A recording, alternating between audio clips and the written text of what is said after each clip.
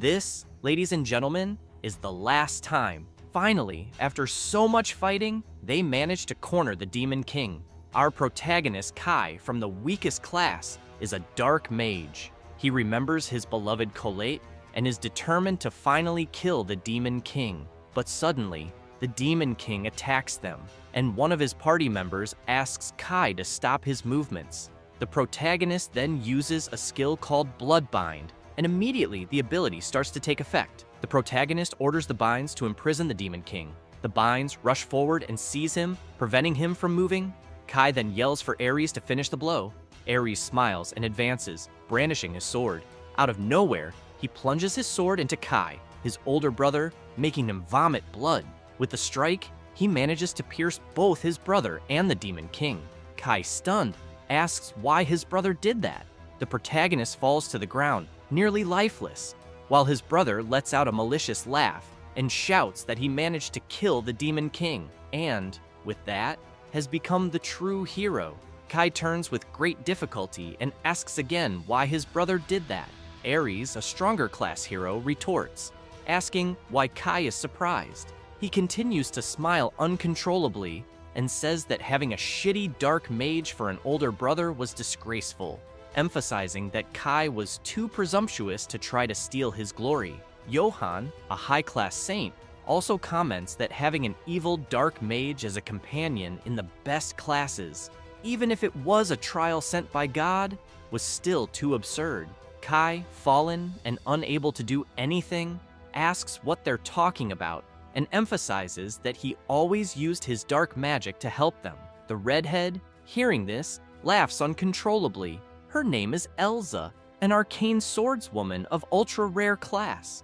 She points out that Kai was really damn presumptuous and that his class is horrendous. Kai, disappointed, thinks he worked hard for the past 5 years to get there, and now he was just one step away. He begins to remember the past. When they turned 15, everyone receives a special ability from God called a class. That day, Kai received the Dark Mage class, a class specialized in dark magic, hated for having more affinity with demons than with humans, being the weakest among all dark attribute classes. It is known by everyone as a failed class. Elsa, stepping on the protagonist's head, says that despite everything, they would still treat trash with that class as human, but his share would decrease if he came back alive, so it would be better for him to die already. Ares holds the sword, still stuck in his brother, and cruelly twists it, saying that with that, sweet Colette will be his.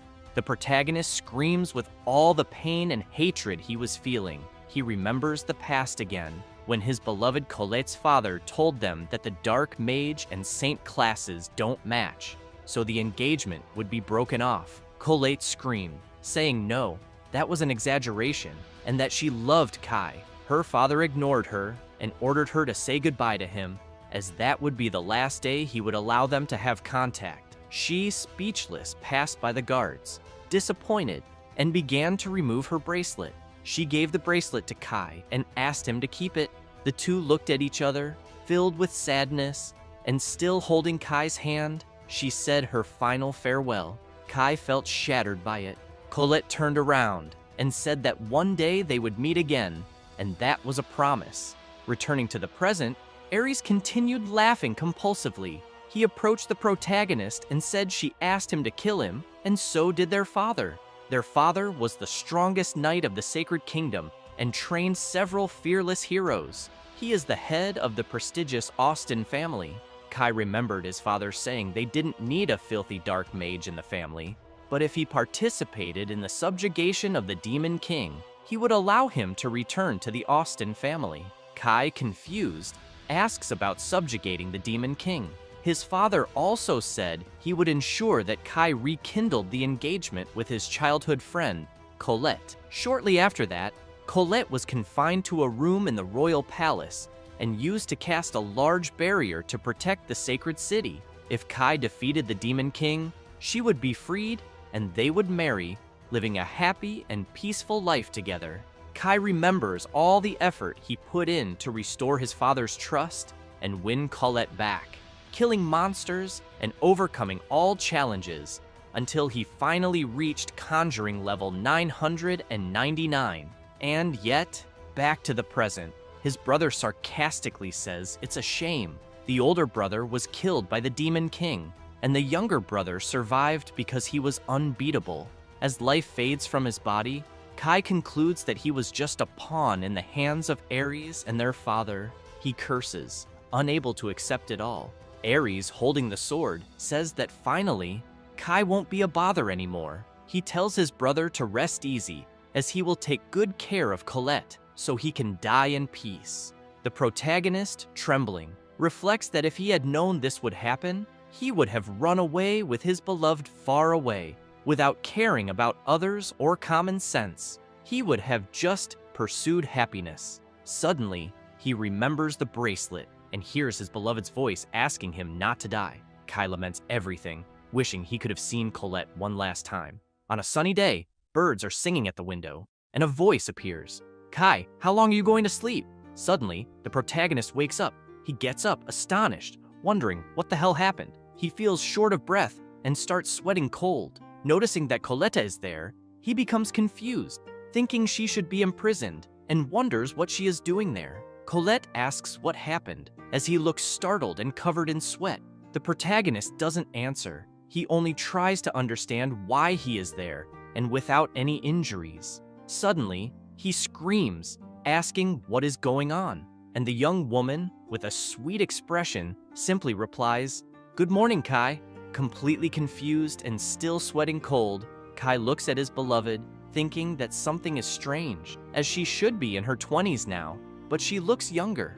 Colette, with a concerned expression, comments that he's still half asleep and reminds him that today is an important day for them. She asks if he's okay. The protagonist, covering up, apologizes and says he's still a little drowsy. Suddenly, seeing his reflection in the mirror, he is shocked to realize that he too looks younger. The young woman asks him to wake up once and for all, saying with all the excitement that today is the day of the class revelation ceremony, and she's looking forward to it.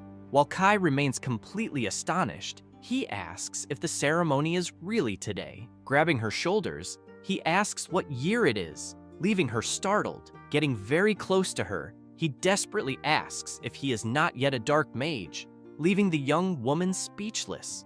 The protagonist wonders if this is a dream when suddenly, Colette pushes him back and awkwardly says he was too close. Kai apologizes for that and continues pondering if this is a dream or if he has gone back in time. The protagonist raises his arm and is shocked to realize that he still has the heraldry. Colette is also astonished and asks if that is a heraldry and why he already has a class. Kai reflects that if he really went back to the past, he shouldn't have a heraldry yet, as it's only received after the class revelation ceremony. Out of nowhere, Kai asks to display status, and the status screens open, indicating Class, Dark Mage, Level 999, Skills, None.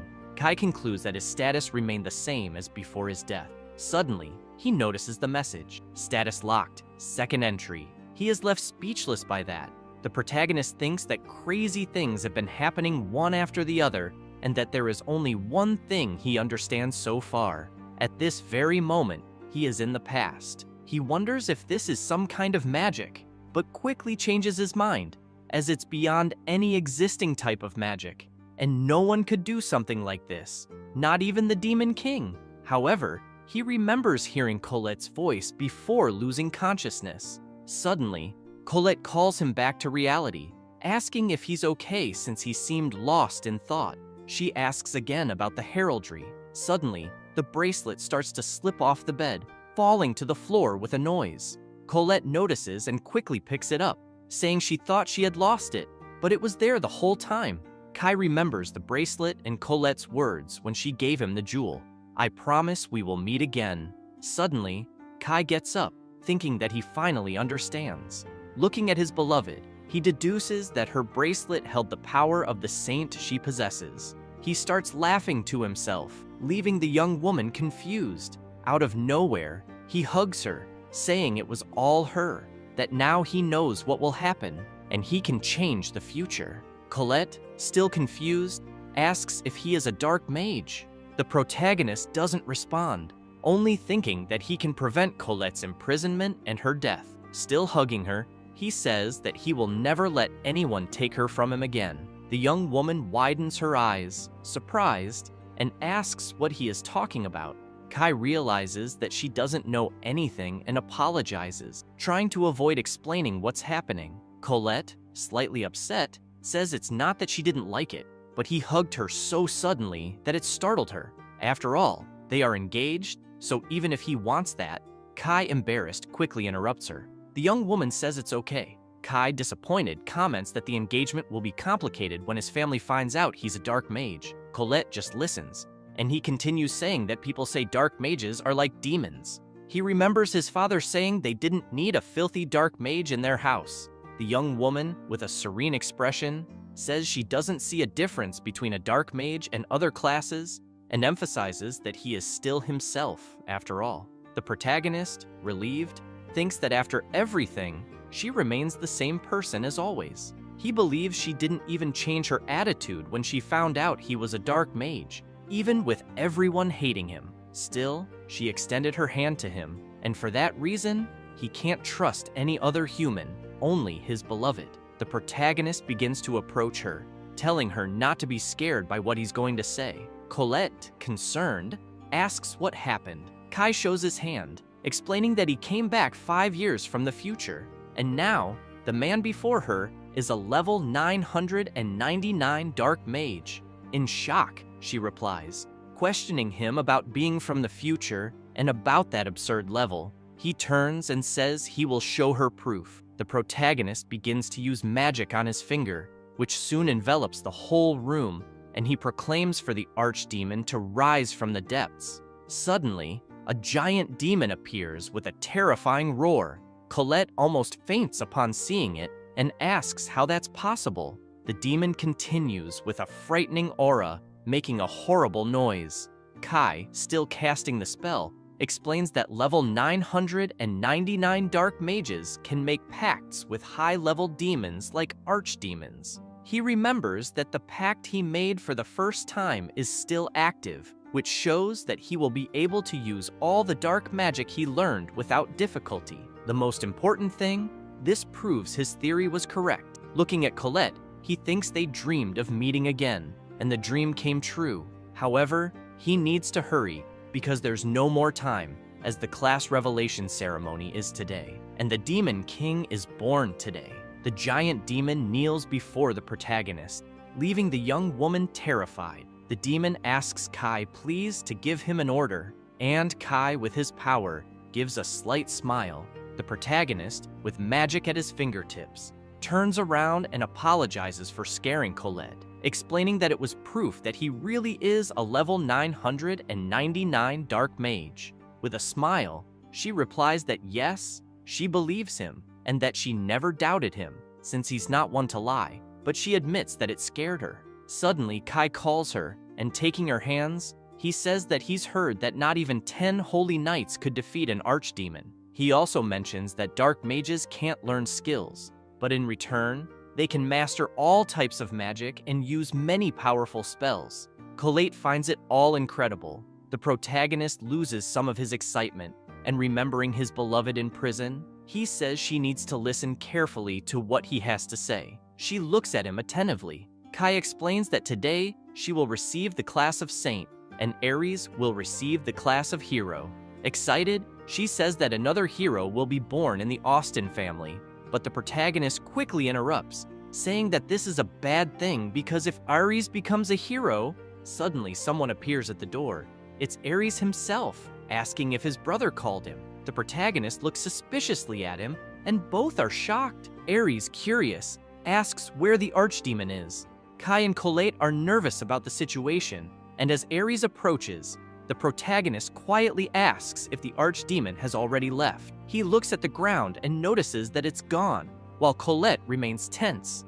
Ares asks what archdemon his brother is talking about, and questions if his brother was talking behind his back. He comments that it's pathetic for a hero candidate to talk about others. Colette, irritated, responds that Kai wasn't talking behind his back. Aries approaches her and whispers in her ear, asking why, instead of staying with Kai, she doesn't stay with him. The protagonist immediately pushes him away from her, shoving him back, and with a serious look, tells him to leave. Aries immediately starts drawing his sword, asking what will happen if he doesn't want to leave. The protagonist doesn't back down and steps forward. He gets close to the portal through which the demon is summoned, and his hand begins trembling, eager to summon it. His brother notices the trembling hand, but unable to see that he is wielding power, comments that he's trembling in fear. The two glare at each other with hatred, while Colette grows nervous about the situation. But suddenly, someone arrives asking for permission to speak. It's a servant, informing Aries that the Duke is calling him. Aries quickly turns around and, sheathing his sword, says he's on his way. The protagonist feels relieved, and Colette remains scared. Kai calls her to leave as well, and the two depart, leaving Aries alone. In another place, they feel calmer, and the young woman smiles, relieved. Meanwhile, Aries remains filled with anger. Walking through the city streets, the protagonist comments that going out into the city and seeing so many people makes him feel nostalgic. Colette responds that it must have been a long time for him. Suddenly, someone calls him Kaisama, and he, confused, remembers that in the past, people used to respectfully address him that way. A cheerful merchant thanks him for dealing with Gorotsuki the other day. Walking through the market, Kai realizes that no one here knows he's a dark mage yet. Continuing their walk, the young woman tells him that everyone here likes him because he's always worked hard. She looks at him with admiration. Upon arriving at a park, the protagonist says they need to continue their conversation, and she quickly agrees. He continues by saying that later, at the ceremony, Aries will receive the class of hero, but soon after, he will make a mistake, as all heroes do. And because of Aries, the Demon King Griselda will be born, and in just 3 days, the Sacred Kingdom will fall. Colette can't believe what she's hearing, and the protagonist emphasizes that, to be precise, the kingdom will remain, but half of the people will die, and to protect what remains of the sacred city, a great barrier will be conjured. But to maintain the protection, she will be imprisoned in the royal palace. And on top of all that, he will receive the class of Dark Mage, which will lead to his exile from the Austen family, resulting in their separation. Colette, desperate, says she doesn't want that, emphasizing that she wants to stay with him forever. The protagonist is astonished to hear that, and with a smile on his face, asks if she accepts to go with him, saying they will live together. Colette turns red as a beet, and with a trembling voice, asks if that was a marriage proposal. She runs to hug him, saying she is very happy and that they will be together forever. While embracing her, the protagonist thinks that in his first life, he was very foolish, as he should have done this from the start.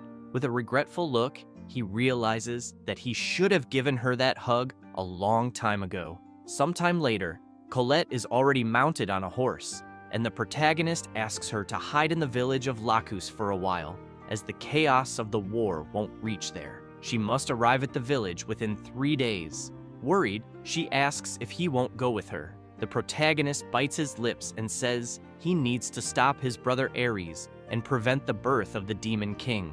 Colette says she understands because that's what is expected of her fiancé, always doing his best to protect others. She then departs, waving her hand and saying she'll be waiting for him.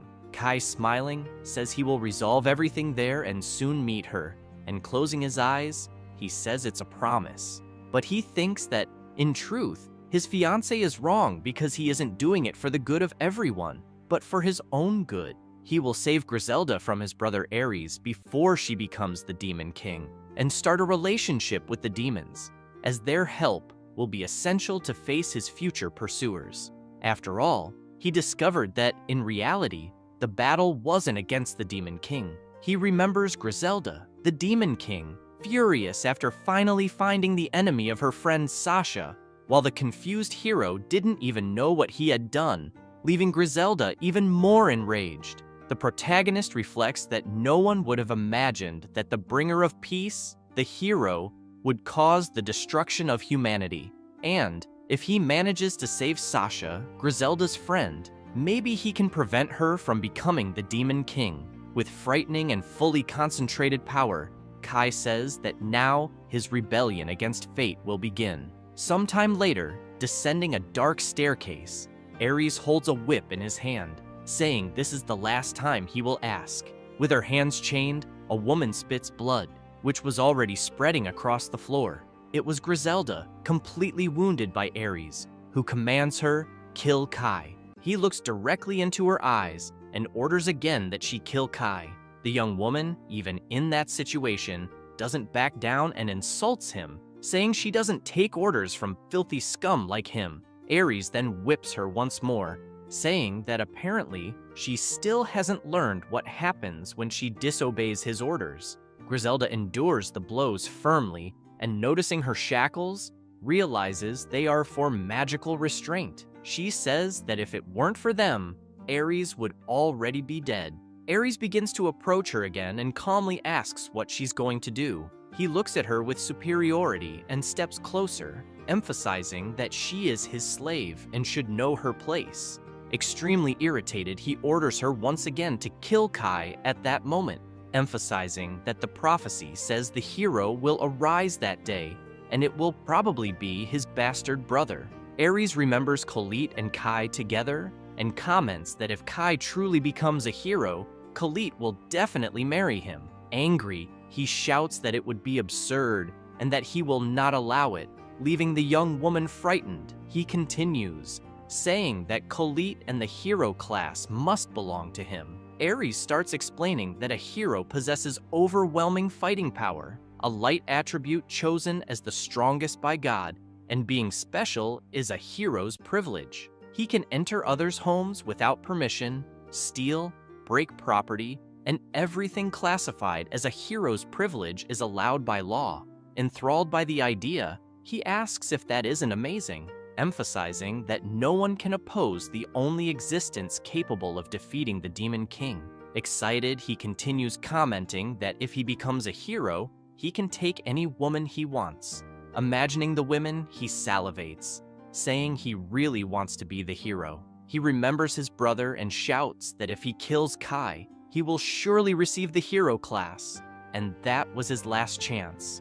Griselda listens to everything and responds that there is no honor in that, and calls him filthy for only thinking about the women he could get.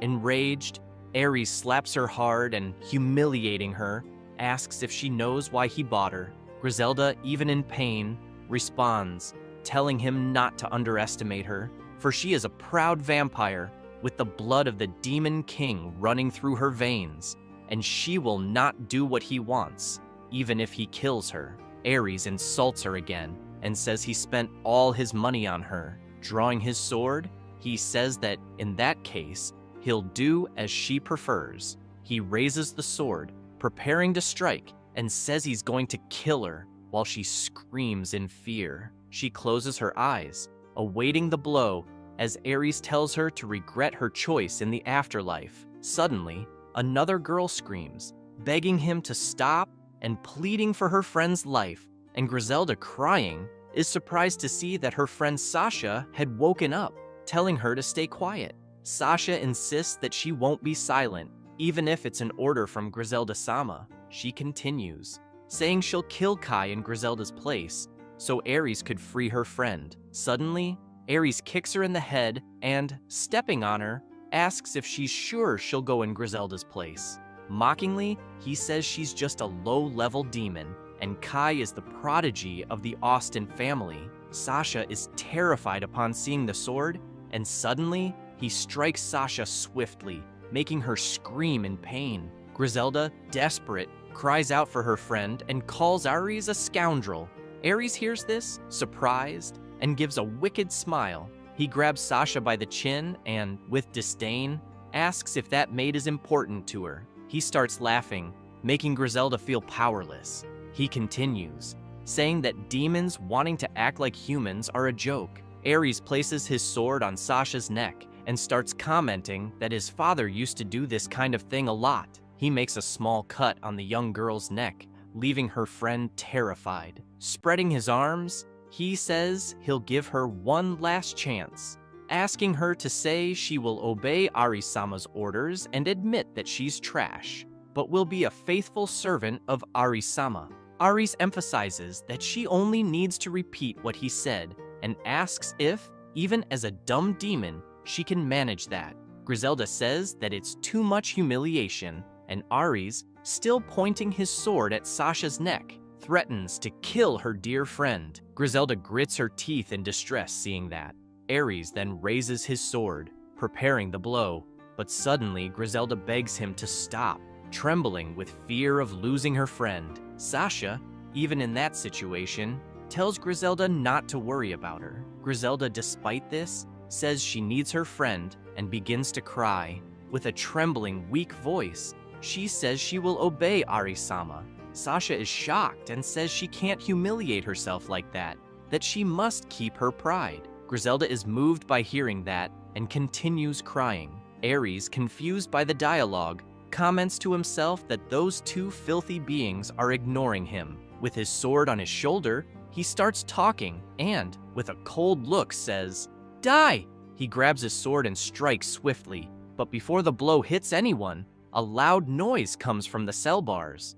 Ares stops his strike and, looking at the cell door, can't believe what he's seeing. A dark magic takes over the entire place, destroying the cell bars. Sasha and Griselda are terrified, looking to see what was happening. Amid the dust, only a silhouette was visible, emanating powerful magic. When the dust settles, Kai appears, looking at Griselda, who was stunned to see him and to notice the mark on his hand. Kai uses his magic and shouts for Ares to stop. Ares, with his sword raised, is confused to see his brother there. Kai then prepares a powerful punch and, with dark magic in his fist, hits Ares violently, sending him flying against the wall and coughing up blood from the impact. Griselda and Sasha are impressed by the blow, while Kai remains serious. He begins to approach, and, when near the girls, says, "Thank God I arrived in time." Ares remains on the ground, almost unconscious from the force of the punch.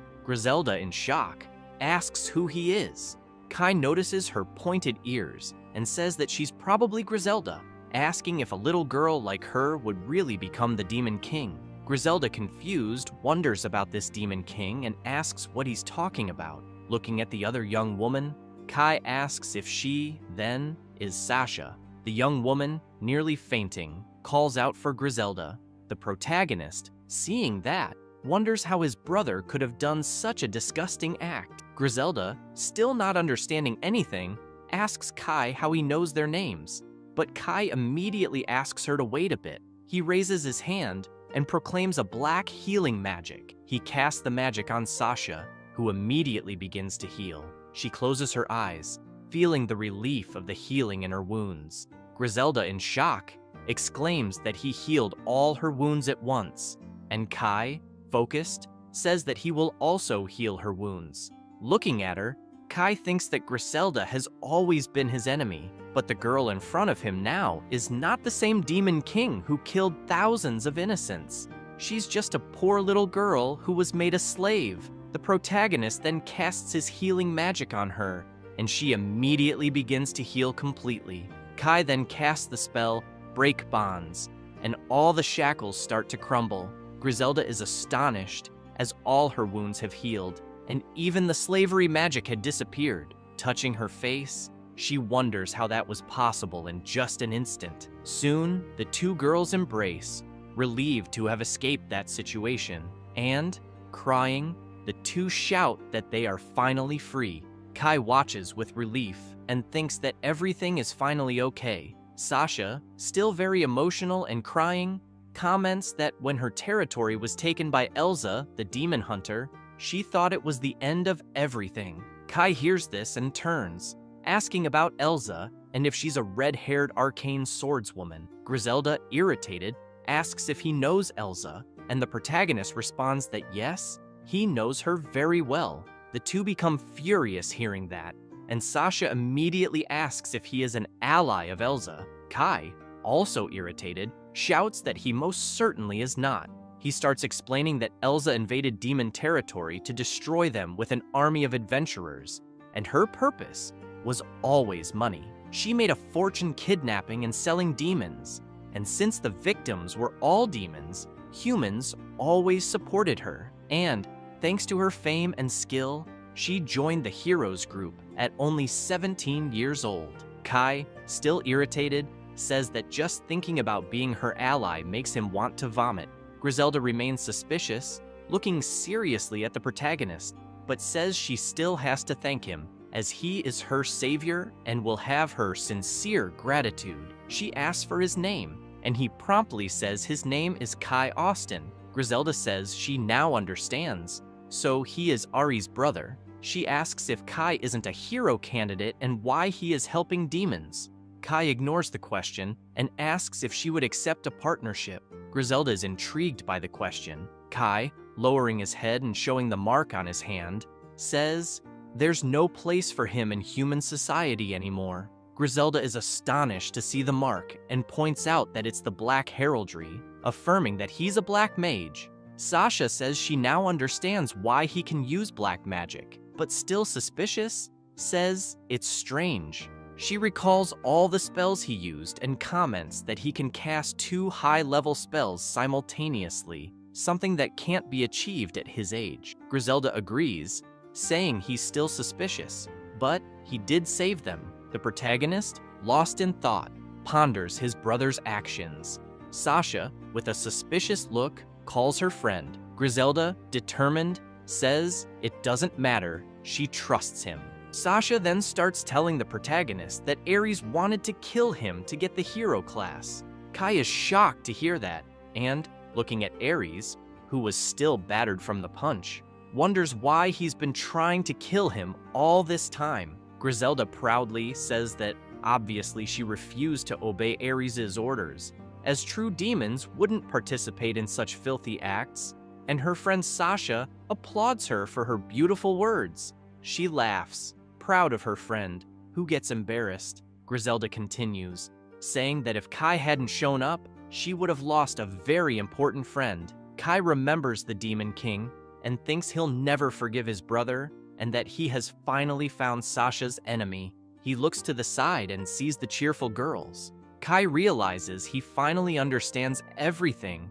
because, in the other timeline, Ares killed Sasha and Griselda fell into despair, developing hatred against humanity, which led her to kill thousands of innocents. Standing in front of his brother, who is now on the verge of unconsciousness, Kai points out that it was all that scoundrel's fault. He looks at his brother, still sleeping like a baby, and begins casting a spell, thinking it's better to kill him now. He remembers the scene of his brother stabbing him in the back and telling him to stop being a nuisance, calling him trash, and laughing as he said he had a useless black mage as an older brother. Kai grows furious, recalling all of that. He also remembers his brother from when they were children, competing with him for Kolit's affection, while she innocently smiled. The protagonist thinks that if he kills Ares like this, his beloved will surely be disappointed.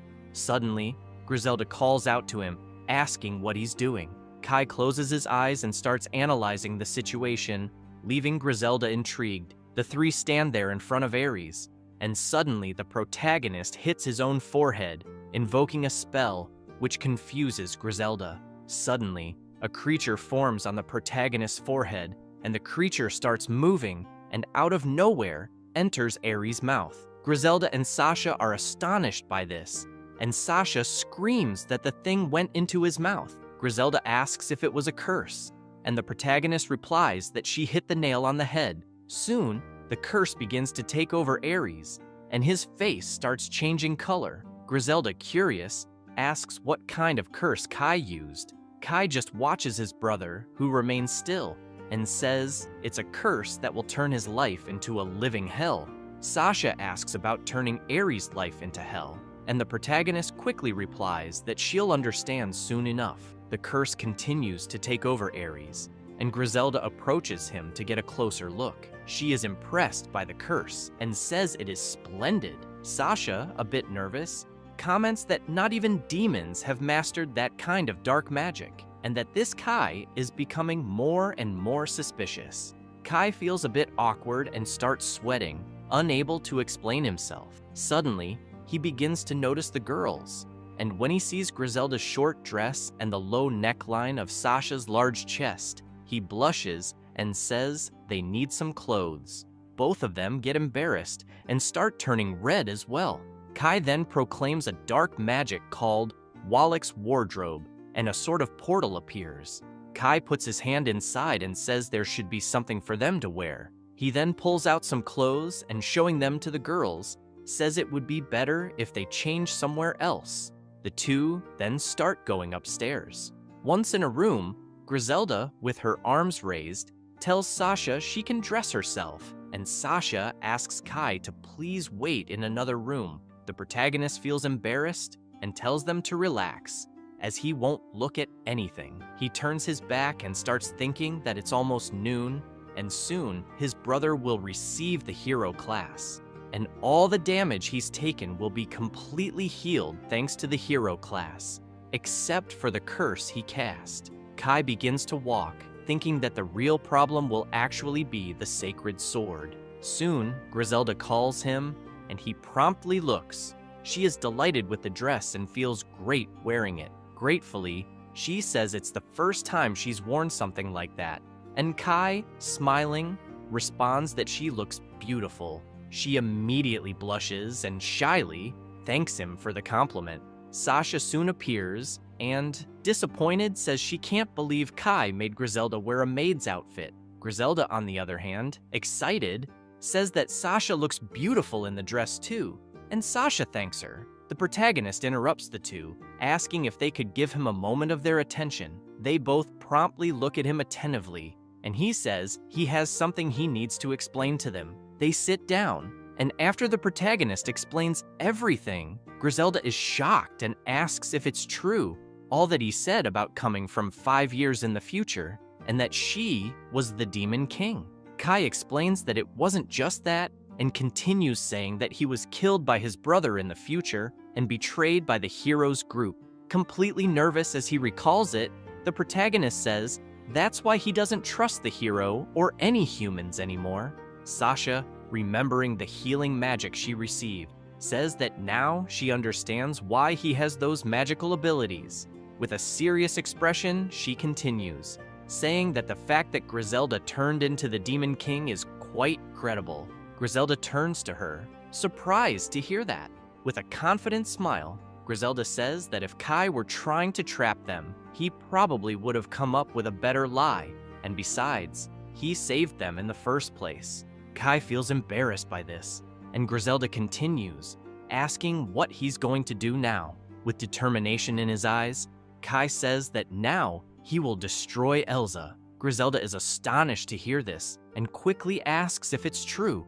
She begins to explain that Elsa enslaved her people and is stealing the valuable resources from her territory, and lowering her head, she continues saying that, at that very moment, her people are suffering. Kai places his hand on his chest and firmly says he will reclaim that territory. Griselda's eyes shine at this, and she asks if he can really save her people. Kai simply nods in agreement. She starts crying with relief and, barely able to speak, says she's so happy because she will be able to honor her late father. Sasha, also crying, agrees with her friend. Kai, with clenched fists, asks if, in return, they can allow him and Khalid to live there, explaining that Khalid is his fiancé. Griselda appears somewhat disappointed and comments that now she understands what he meant when he asked for a partnership, adding that if it's just that, they can live there peacefully. Kai mentions that Khalid will receive the Saint class today. Griselda can't believe what she hears and responds that if he runs off with the Saint, the Sacred Kingdom will send an army after him. Kai retorts that he will handle it alone, and, in the future, if the Sacred Kingdom attacks them, he will... Suddenly, the ground begins to shake intensely. Kai quickly realizes what's happening, and out of nowhere, the house they were in starts collapsing, with debris flying everywhere. But Kai swiftly grabs the two young women and runs out before they're hit. After reaching a safe distance, he stops and looks back. The two girls, in shock, ask how he got them out so fast. Suddenly, someone begins to emerge from the flames, and the fire spreads all over the place. Kai says the time has come and asks them to stay behind him. Griselda is terrified by the situation, while Sasha holds her, trying to calm her down. Griselda, scared, asks if he was really that fast. The house quickly becomes just a pile of burning rubble, and from the midst of the flames, someone emerges with a horrifying smile. It's Ares, laughing uncontrollably, asking how Kai is doing. Kai remains serious, determined, and as he starts to prepare his magic, he greets his brother. Ares, still smiling, says his brother seems angry, but suddenly he notices the heraldry on Kai's hand and is stunned. Looking closely at the mark, he asks if he really is a black mage, and showing his own heraldry to Kai, says it's a shame. The hero candidate Kai ended up with the worst class possible, and, proudly displaying his heraldry, Ares says he received the hero class. The protagonist begins to think that this heraldry and the vital resurrection ability completely healed Ares. Ares, grinning, says he's beaten his brother, and now it's his time to shine. Griselda, outraged, says that it's unacceptable for trash like Ares to be the hero. Ares, the messenger of chaos, comments that his brother knocked him down earlier, and now he's going to return the favor. Displaying his heraldry again, he says he didn't expect to receive it. Ares then proclaims, summoning the sacred sword Durandal, and a giant lightning bolt appears in the sky, striking right on him. Ares then reveals his sword, which is enormous and powerful. He says that it is the hero's sword, proof of his worthiness. The protagonist just watches silently. The girls are in shock at the sight of the sword, and Sasha comments that she can feel an overwhelming amount of magic emanating from it, while Griselda says that perhaps even Kai isn't a match for that sacred sword. The protagonist is furious upon realizing that the sword, Durandal, is the same sacred sword that killed him in his previous life. Ares, still laughing, says that Kai can start crying and begging for forgiveness, but Kai, calmly, points out that his brother is pointing a sword at him. Ares asks if he still hasn't realized the difference between them, a black mage and a hero, and, pointing his sword, he says that no one can defeat the all-powerful sacred sword. He tells Kai to repent for challenging the absolute representative of justice, the hero. The protagonist then begins to walk toward him, telling Ares to stop the nonsense and get ready for a fight. With a fiery look in his eyes, he exclaims that he's going to show Ares what hell really is. Ares is astonished to hear that from a mere dark mage. Kai then looks at him and nods, calling his brother to the fight. Confident, he says he will break that sacred sword that Ares is so proud of, and that when he loses to a dark mage, he won't even be able to show his face in public. Ares wastes no time and exclaims that his brother really wants to die. He advances quickly, sword in hand. He attempts a strike, which is easily dodged by Kai. As he dodges, the protagonist concludes that the sword indeed possesses a lot of magic. Ares continues to attack relentlessly, while the protagonist calmly dodges, thinking that despite all the power of the sword, it is a waste with Ares' weak fencing skills. Ares then stops attacking, exhausted, while the protagonist calmly approaches him. The hero wonders why Kai only dodges and does not counterattack. While reflecting, the protagonist realizes that even though his brother is the hero, in the end, he is still at level 1.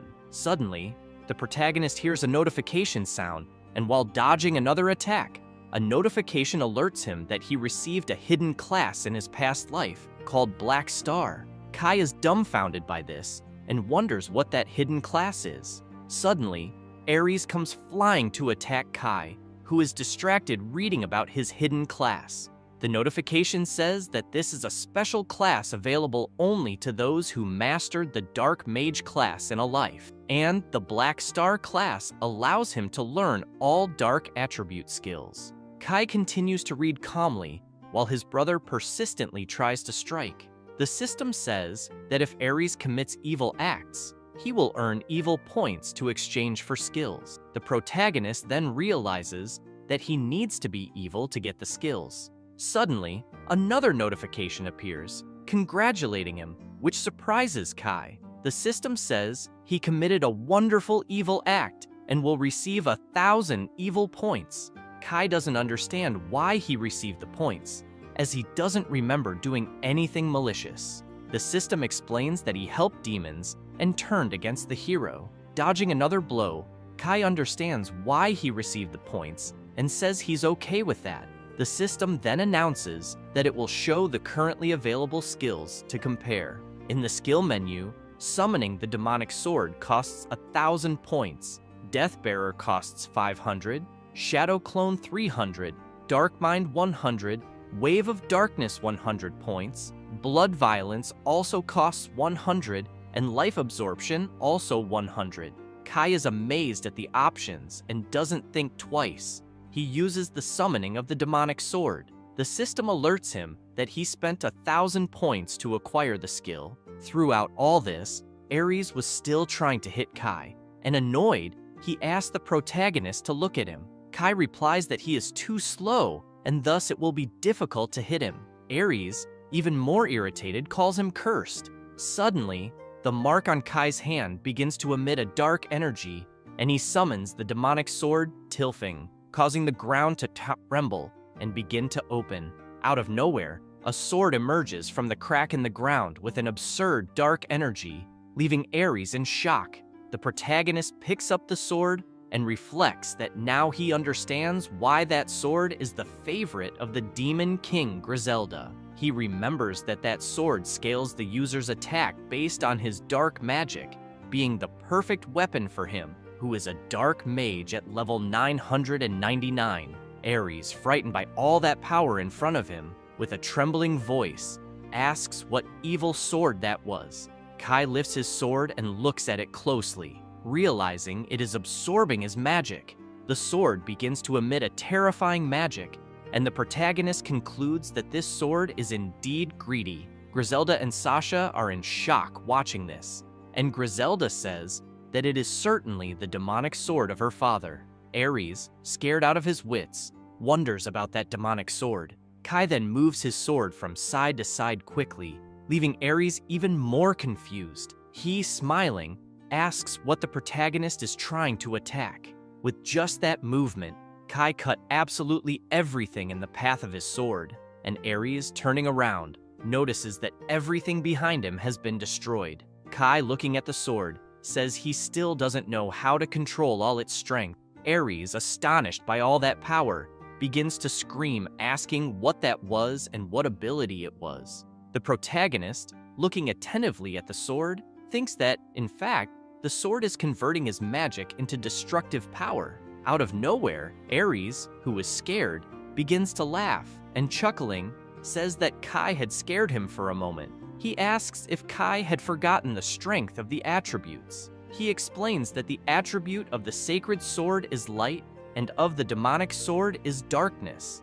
And when a light attribute fights against darkness, its power doubles. Ares then prepares for combat and, pointing his sword, says that there is the proof as the light attribute of his sword, Durandal, is becoming increasingly intense. Kai thinks that the sacred sword is really very powerful. Ares, confident, says he will show his brother the true power of the sacred sword. The sacred sword emits a thunderous energy, shining intensely. Kai is not intimidated and calls his brother to the fight. Ares, furious, yells for his brother to die and launches the attack using the final cut skill. Suddenly, a huge energy begins to move towards the protagonist. Sasha covers her eyes with the intensity of the glow, while Griselda is astonished by the gigantic amount of magical power and asks Kai to dodge it. The energy comes inches from Kai, and only a huge explosion is seen. When the dust settles, only the damage on the ground is seen, leaving Sasha and Griselda apprehensive about Kai. Ares sighs in relief and starts to laugh, saying that not even a piece of his brother remains to tell the story. He continues saying that from today on, this will be his era and everything will be his. Money, status, honor, and everything else. Licking his lips, he says that the women will also be his, including the wonderful Colette. Griselda falls to her knees, shaken, saying that Kai cannot have died like that. Ares looks at her and says that, by the way, they should be running at that moment. Sasha also kneels and hugs her friend, while Aries says that now it's their turn. Suddenly, Kai appears out of nowhere, thinking he was waiting for that moment. With blood in his eyes, he asks if his brother really thought he had already won. Aries almost has a heart attack, unable to believe what he is seeing. The protagonist looks at the sword, Duraldal, and reflects that normally a demonic sword wouldn't even scratch the sacred sword. But after using the final cut, the sacred sword temporarily loses its magic. He remembers having witnessed Ares frustrated with the weakness of the sacred sword several times in his past life. Kai then wastes no time and charges, saying that it's time for the hero's sword to disappear from the world. He strikes with great force, contemplating that he must be able to destroy that sword. Ares manages to block the strike, but with the impact, his sword begins to crack and breaks. Ares, flying with the impact of the blow, wonders how that was possible. He then falls to the ground so hard that he spits blood with the blow. Kai takes a deep breath and says that now he understands why it is called a demonic sword, as the amount of magic it consumes is absurd, and with that, he can only use it for a maximum of 15 minutes. The protagonist reflects that if he had used it at level 1, he would have killed himself instantly. He realizes that the hidden class Black Star he gained in this second life will be quite problematic. Suddenly, a notification sounds, and the system congratulates him for having destroyed the sacred sword and defeated the hero. The system alerts that he will receive 3,000 evil points. The two girls feel relieved with Kai's victory. Griselda screams happily that he is alive and has managed to defeat that guy. The protagonist looks at them and smiles, picking up his sword. The three go to where Ares, who remains motionless lying on the ground, and Kai comments that he is still breathing. Griselda looks confused at the hero and asks if he will not wake up anytime soon. She thinks they don't need to worry, as his vital revitalization can only be used once a day. Suddenly, the curse that Kai had placed on his brother begins to activate. Griselda, excited, screams, warning the others. The curse starts to approach the hero's mark, and the protagonist explains that every time Ares tries to hurt someone, the curse will transform the heraldry of light into heraldry of darkness. As the curse transforms the mark, Kai continues explaining that the heraldry of light is proof of a hero, and it requires honor and glory, the opposite of the heraldry of darkness. In that scene of destruction, the protagonist says that from now on, Ares will be known as a false hero, and this will also be the ruin of the Austen family's reputation. He emphasizes that this is his revenge against Ares and his father, and also against those who took his life. And with that curse and the destruction of the sacred sword, the hero Ares dies there. The day begins to dawn, and Kai comments that soon that place will become busy. Out of nowhere, Griselda approaches him, calling him Kai-sama. The protagonist is confused about the sama, and Griselda says that now that he has destroyed the sacred sword and defeated the hero, no one can deny it. With a determined look, she says that Kai-sama is the hero of the demons, the new demon king, leaving the protagonist startled by those words. At the same time, in a calm field, Colette's horse stops to drink water, while she wonders what Kai must be doing. A small demon responds, saying that she doesn't need to worry, as he must be preventing the birth of the demon king. Colette says she just hopes he doesn't get hurt, and the demon emphasizes that no one in this world is a match for Kai-sama. With the demon in her lap, she calls him Archdemon San, and says he's right. She comments that she was surprised when she saw that he could get so tiny. The small demon begins to fly, and explains that that form is just a disguise, and he can definitely protect her fully. Colette, enchanted, says that his wings are very cute. San suddenly notices people coming down the road, and says that they are the holy knights from the capital, so they must hide. Colette asks why, and the demon explains that upon noticing that the most powerful saint has disappeared, they must have sent knights to look for her. Concerned, she says she understands. Colette lowers her head, asking in her thoughts for Kai to hurry. Meanwhile, Griselda was calling Kai the Demon King, which leaves him speechless. Astonished, Kai asks if he is the Demon King, which she promptly confirms.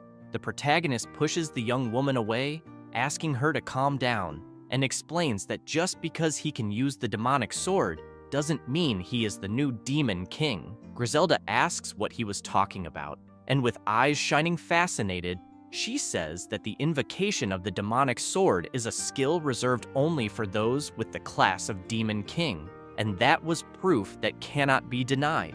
Sasha, seriously, confirms and emphasizes that he was able to destroy the sacred sword and defeat the hero, which are feats that only the all-powerful Demon King can accomplish, and therefore, Kai-sama has earned the right to receive the title of the most powerful Demon King in history. Kai looks at the young women in front of him and reflects that now he has a problem, as apparently both think he is the Demon King. Kai starts to reflect on the matter and thinks that, in fact, the demons would accept him more easily this way. He thinks that this is a good idea. Griselda interrupts his thoughts, exclaiming that now that they know he is the Demon King, there's one thing left to do: sign a demonic subordination pact. The protagonist remains silent, looking like he didn't understand a word, and Griselda questions if he doesn't know what that means. She explains that the subordination pact is a special ability of the Demon King, and those who adhere to the pact gain special classes from the Demon King and have their power immensely increased. She continues saying that, in exchange, the demons swear absolute loyalty to the Demon King. Kai exclaims open status, and 3 screens appear in front of him. Looking at the screens, he says that apparently he doesn't have that subordination ability. Tinkering with the system, he notices that the abilities he can purchase have increased, and he finally finds the demonic subordination pact, with the condition for its use being the destruction of the hero's sword, which he has already accomplished in the previous battle. Kai then looks at the new classes that this pact can grant. The first class is that of a Demon Captain, which increases attack power by 20% and can provide 1 ability. The Demon Captain class can only be given to 16 people. The second class is that of a Demon General, which increases all stats by 50% and can provide 2 abilities. This class can be given to 8 people. The third class is called 4 Celestial Kings. It increases all stats by 100% and can provide 3 abilities, but this class can only be given to 4 people. Kai thinks that he finally understood why the leader of the Demon King's army had such extraordinary strength. It was all because of the subordination pact. Other system screens appear, and one of them says that as a result of the signing of the subordination pact between the 2 parties, the class will be transferred. The class can also be removed if the pact is destroyed. The system also makes a note that death will come to those who rebel against the Demon King. Kai becomes apprehensive after reading about this death for traitors and asks if that pact is really serious. Griselda responds affirmatively and says she will swear loyalty to the new Demon King, as that was her father's will. She opens her arms, contemplating that Kai is a good person and that she has no doubts about it. Kai closes his eyes, saying he understands. Determined, he asks if they agree. The 2 young women kneel, saying it would be an honor. Kai then makes the pact and, showing the symbol of the general class, tells Sasha that he will give her that class. Sasha becomes apprehensive and asks if he is sure. Griselda promptly touches her shoulder, saying that this is good. She explains that demon generals are not chosen just for their battle power, but also for loyalty, making it perfect for her. Sasha, however, is unsure about this and remains tense. The protagonist then asks if she accepts. She closes her eyes and, firmly, pleads for Kai-sama to grant her the glory of being a demon general, and she will give him her absolute loyalty. Kai then says, so be it. He extends his hand, transferring the demon general class to her. Soon the mark begins to appear on her hand, and an immense power begins to take over her entire body, making her say she is overflowing. Griselda is impressed with so much power emanating from her friend. Kai is also amazed and thinks it's incredible that with that, she has become a demon general. Griselda, with a determined look, asks the protagonist to also give her strength to protect the demons and grant her the glorious Celestial King class, swearing loyalty to him. The protagonist looks at the young woman kneeling with that focused gaze and thinks that Griselda is different, for even if he does not give her a class, she certainly has the potential to become a demon king, and he can expect great deeds from her. Looking at his hand, he reflects that he never imagined that he would make a subordination pact with the Demon King one day. He then extends his hand over Griselda's head and proclaims that he gives her the Celestial King class. Suddenly, a terrifyingly huge dark energy forms, visible from afar. Kai and Sasha are stunned watching it, making Kai feel a chill. Griselda's entire body is taken over by an absurd magic, filling the environment with so much power, causing the young woman to tremble. Sasha then shouts for her friend, worried, but Griselda jumps for joy, saying they did it, and now part of the great power of Kai-sama is inside her, making her one of the 4 Celestial Kings.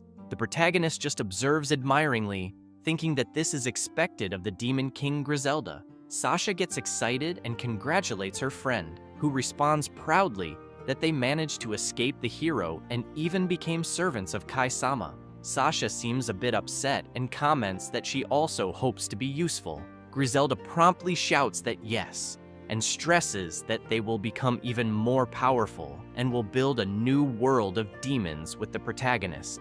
Kai watches the scene and concludes relieved that he managed to defeat Ares, and now the Demon King is his companion. Suddenly, he notices something. A troop was approaching in his direction, and at the forefront was his father with a furious look.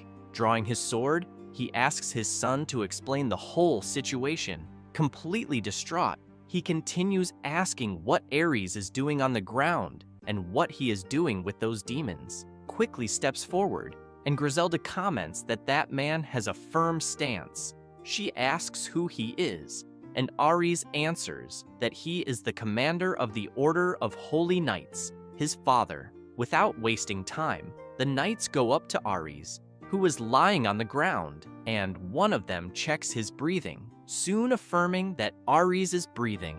Kai's father, still maintaining a battle stance, points out that the protagonist did not appear at the class revelation ceremony and asks what he was doing. With a mocking smile, Kai replies that he became a dark mage. His father is taken aback by this and quickly retorts that he was supposed to be a hero.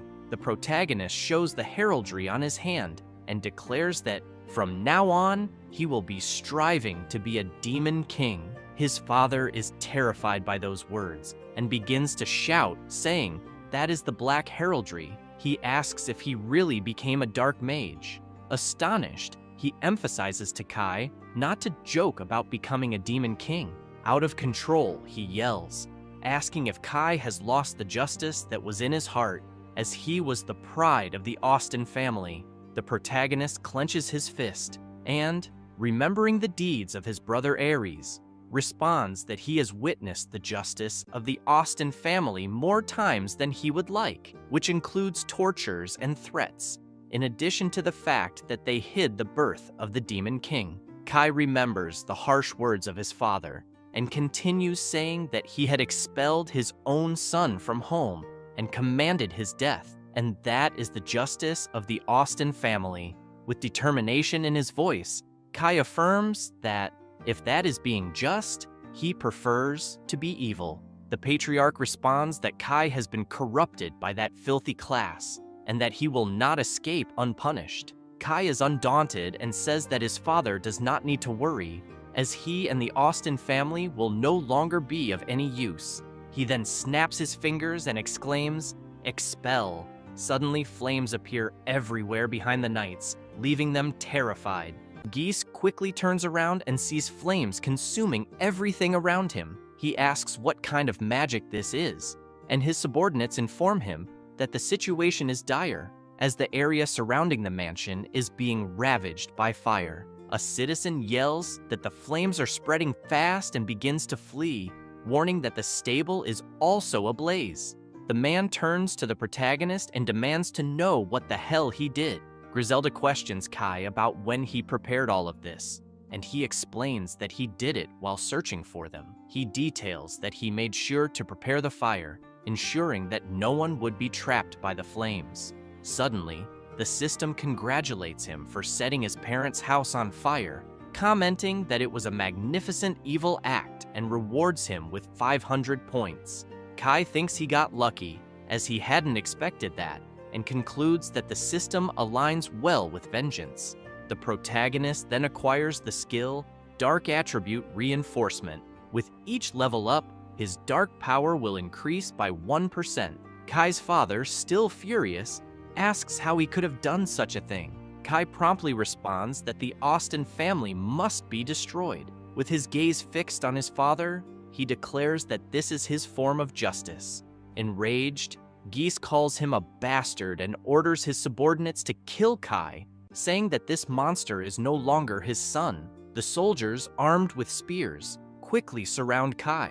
They start attacking the protagonist, who cuts through them as if they were nothing, leaving only a trail behind. He looks back and orders the soldiers to sleep. Suddenly, his father charges at him with hatred in his eyes and sword in hand. He shouts at Kai not to get cocky, as those were just disposable pawns.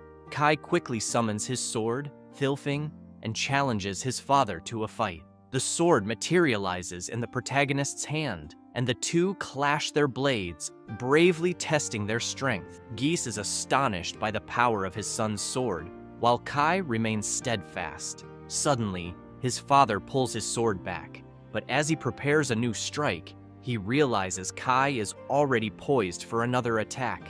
Kai strikes fiercely with his sword, brutally severing his father's arm. The man, in disbelief, screams as he sees his arm fall to the ground. He collapses, while one of his knights runs to him, concerned, holding the commander's sword.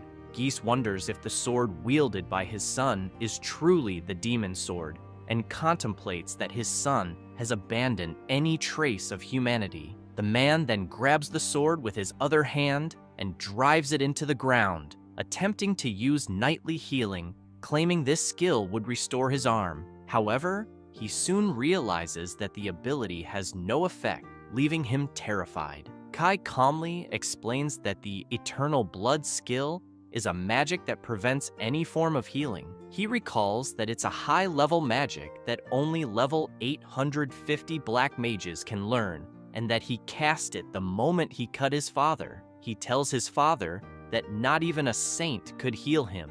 The protagonist looks at his father kneeling on the ground and states that he stopped the bleeding as a final act of mercy. Furious, his father retorts that Kai had just received that class and questions how he could cast such magic.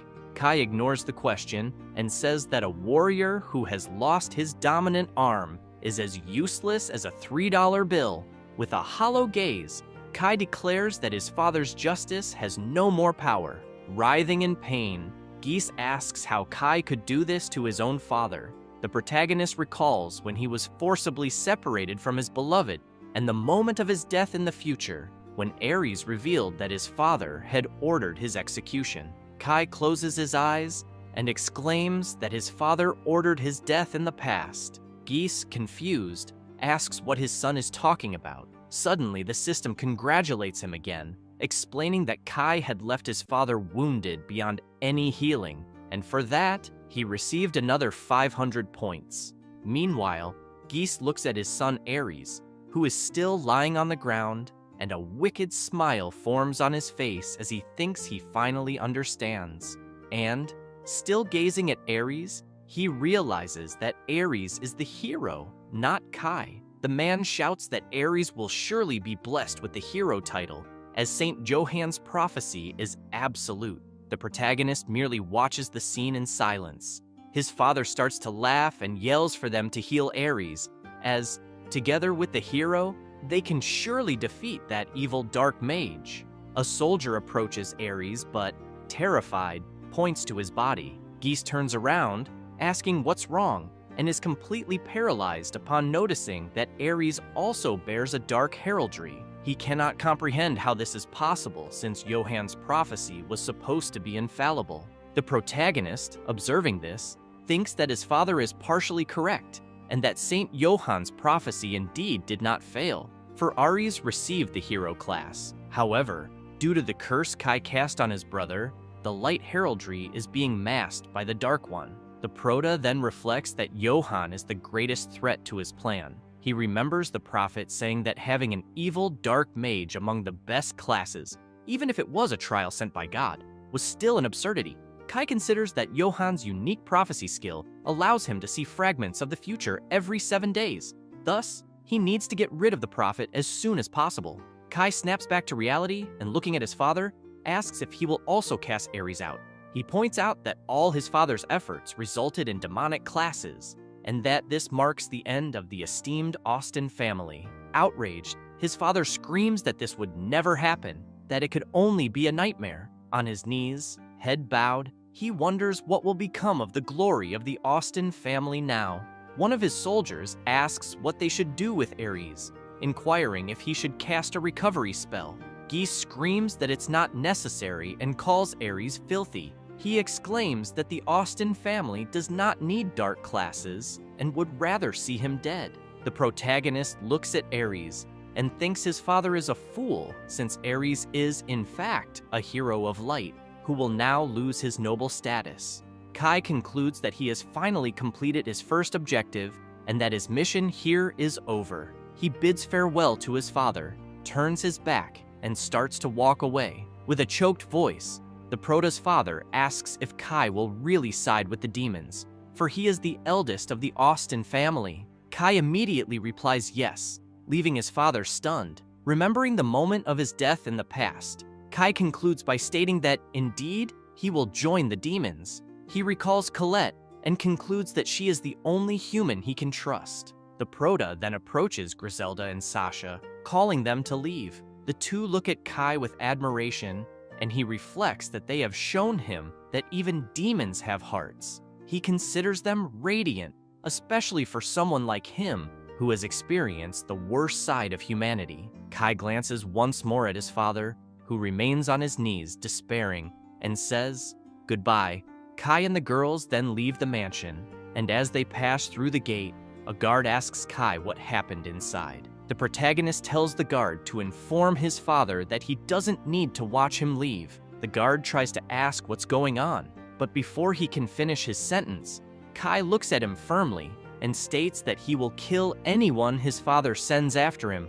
The guard is left in shock upon hearing this, while Kai says he's counting on him. Immediately after, Kai uses the instant step skill and vanishes, leaving the guard bewildered, unable to comprehend. Suddenly, they appear in a different place near a lake. Griselda and Sasha are completely astonished by the sudden change in location. The Prota smiles and urges them to keep moving forward. Sasha looks back, marveling at how useful that magic is, as it quickly took them far away, and Griselda approaches Kai, complimenting him for not showing any compassion, not even toward his own father. Kai smiles and thanks the young woman. With a gleam in her eyes, Griselda asks if they are heading to demon territory. He replies yes, that they need to hurry, but first, they must go to Lacus village, where Colette awaits them. Suddenly, he has an idea and says that, just to be sure, he will strengthen the two girls.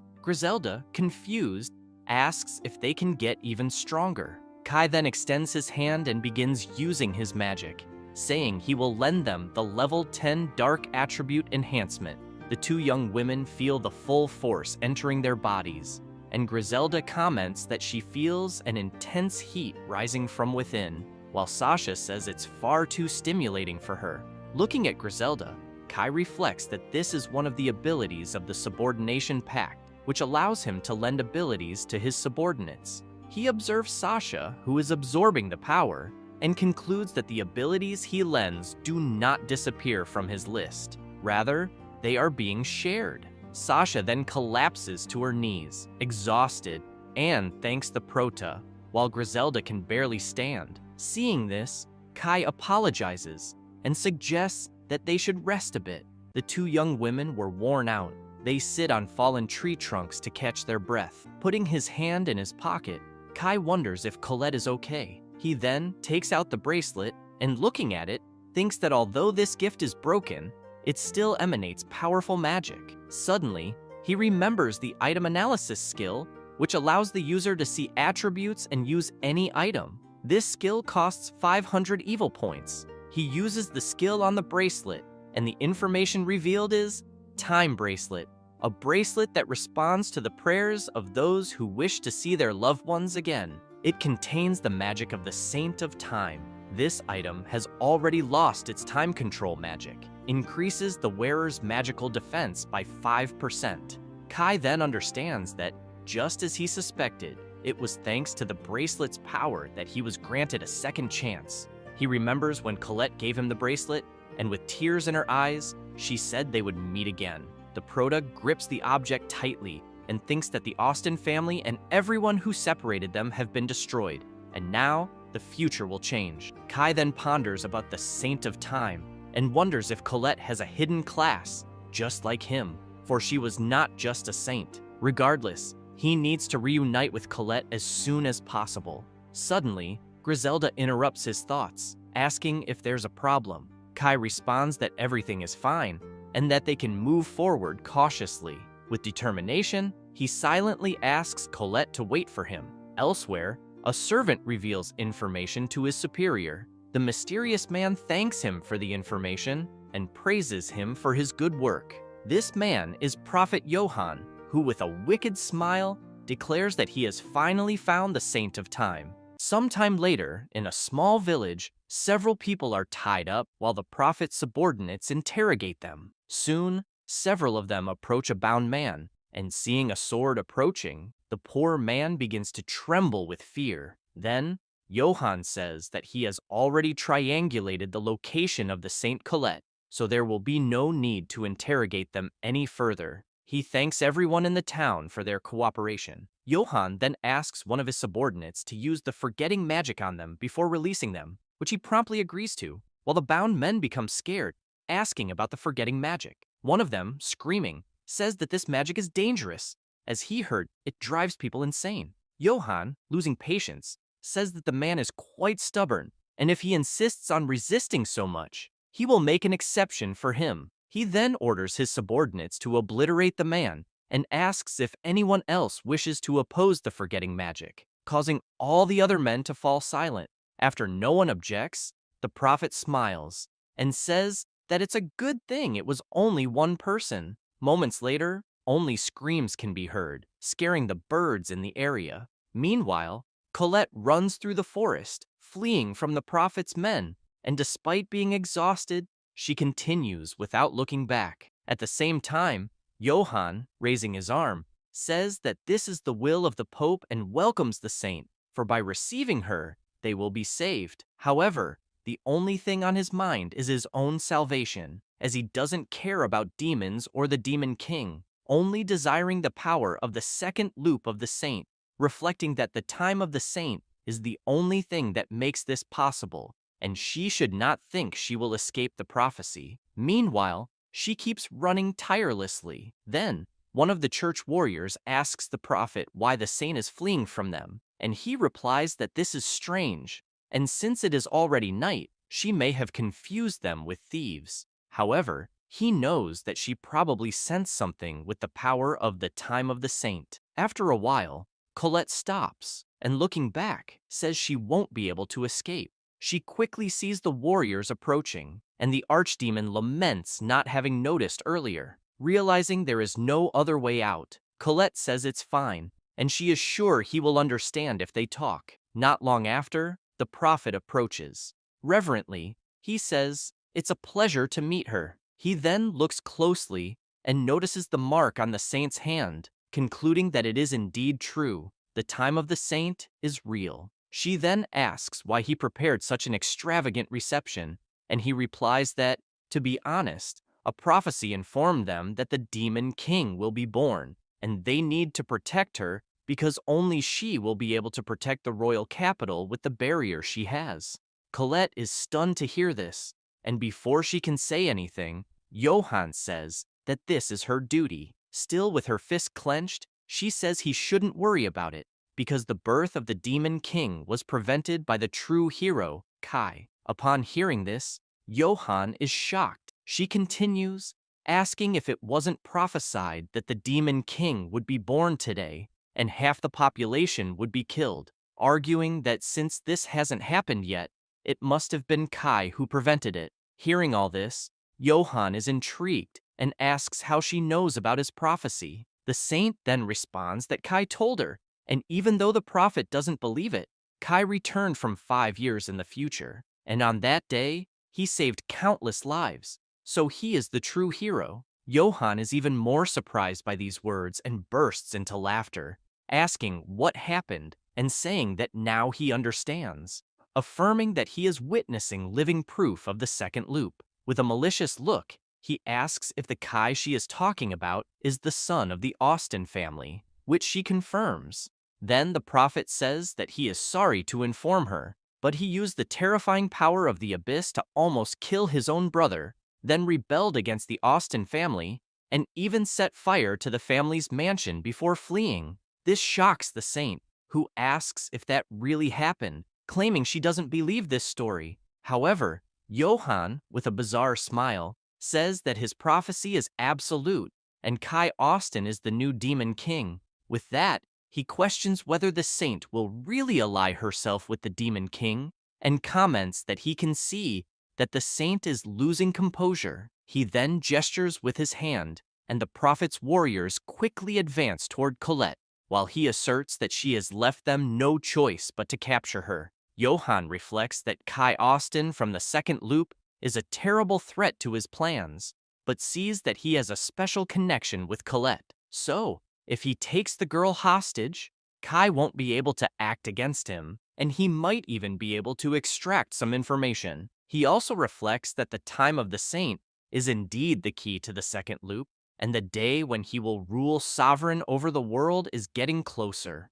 But suddenly, the archdemon, who was previously in acute form, returns to its original form in a terrifying way, making all the warriors stop immediately. Terrified, they watch the beast, and even the prophet is shocked to see that huge demon. Without hesitation, the archdemon charges at the warriors, attacking one of them ferociously. Soon, one of the men sees Johann fall to the ground in terror and calls for him, but Colette, with the archdemon behind her, says that she had thought they could resolve this by talking, but now she realizes that everything Kai said was true. The prophet then calls her foolish and says that this is an archdemon. The saint, in a serious tone, tells him that he is the source of corruption and orders him to repent immediately. Seeing there was no escape, Johann says that he is sorry and that she is right, and from that moment on, he will be at her command. But the archdemon, furious, asks if he really thinks he can get away with such a shallow lie, and says he will make sure he never lies again. But before the archdemon could do anything, Colette asks him to wait. Then, the prophet, kneeling, says that the Pope forced him, and it wasn't his will to do this. But if no Demon King was born, he now realizes that he has little reason to go after the saint. Colette, hearing all of this, becomes suspicious and asks if he is really telling the truth, and the archdemon, hearing that, tells her to stop. However, she ignores him and listens to the prophet, who swears by God that he is telling the truth. With that, she asks everyone to drop their weapons and surrender, and Johann agrees, but says he has one request first. He claims that her demon injured his men, which she agrees with, saying she will heal them. However, Johann says that she doesn't need to worry because it was their fault. Hearing this, the archdemon remains extremely suspicious, while the saint just watches and says it's fine. Johann then takes a potion and places it in the mouth of one of his subordinates, claiming it's a healing potion. He quickly makes the warrior drink it, and with a smile, Johann says it's very sweet. Out of nowhere, he starts laughing, saying that she is indeed a very sweet woman, while the warrior falls to the ground feeling something strange and asks what is happening to him. Colette, seeing all of this, is confused. Then, the archdemon, noticing something wrong, prepares to attack and asks what the prophet is planning. Suddenly, the warrior of faith starts screaming in pain, and his clothes begin to tear, leaving the saint terrified. She sees that the man has transformed into a sort of white Hulk and blocked the archdemon's attack with just one hand. Also watching the scene, Johann smiles and asks if the warrior likes the level boost and how it feels to be at level 800, which the warrior, completely delirious and transformed into a beast, says is unbelievable, as he can even rival an archdemon. The beast, observing this, comments that he really had a card up his sleeve. Then, it starts preparing magic with its other hand, saying that he should not be underestimated. As the battle intensifies, the prophet notices that the saint is defenseless, so he takes advantage of the moment and starts using magic, saying that now he will need to hurt her to prevent her from escaping. Then, subtly, he uses the miracle of light, holy arrow, attacking Colette, who can do nothing but watch the attack rapidly approaching, and, realizing she won't be able to dodge the holy arrow, she tries to defend herself using her arm. While using the magic, Johann smiles maliciously. However, before she is hit, the archdemon steps in front of the saint and is struck by the magic. Colette, seeing this action, is devastated and worried, while the demon screams in pain from the powerful attack. The prophet's men are also astonished by the scene, and Johann, adjusting his glasses, says that a high-level demon reduced to a guard dog is truly pathetic. With that, he tells his men that this is the chance for the Holy Knights. Then, they quickly use light reinforcement magic, and one of them says they are on the side of justice, calling everyone to attack with him. They then charge fearlessly, while the prophet thinks that this is pure elemental advantage, as light is stronger than darkness. Soon, the archdemon falls to the ground and is relentlessly attacked from all sides, which he, bleeding, says is too much even for a demon like him. Angry about this, Colette starts shouting, saying that this was cowardly, and stating that Johann should be ashamed of declaring himself a saint. He, smiling, says that he was entrusted with a sacred mission, so he is the embodiment of good and justice. Hearing this, the demon becomes outraged,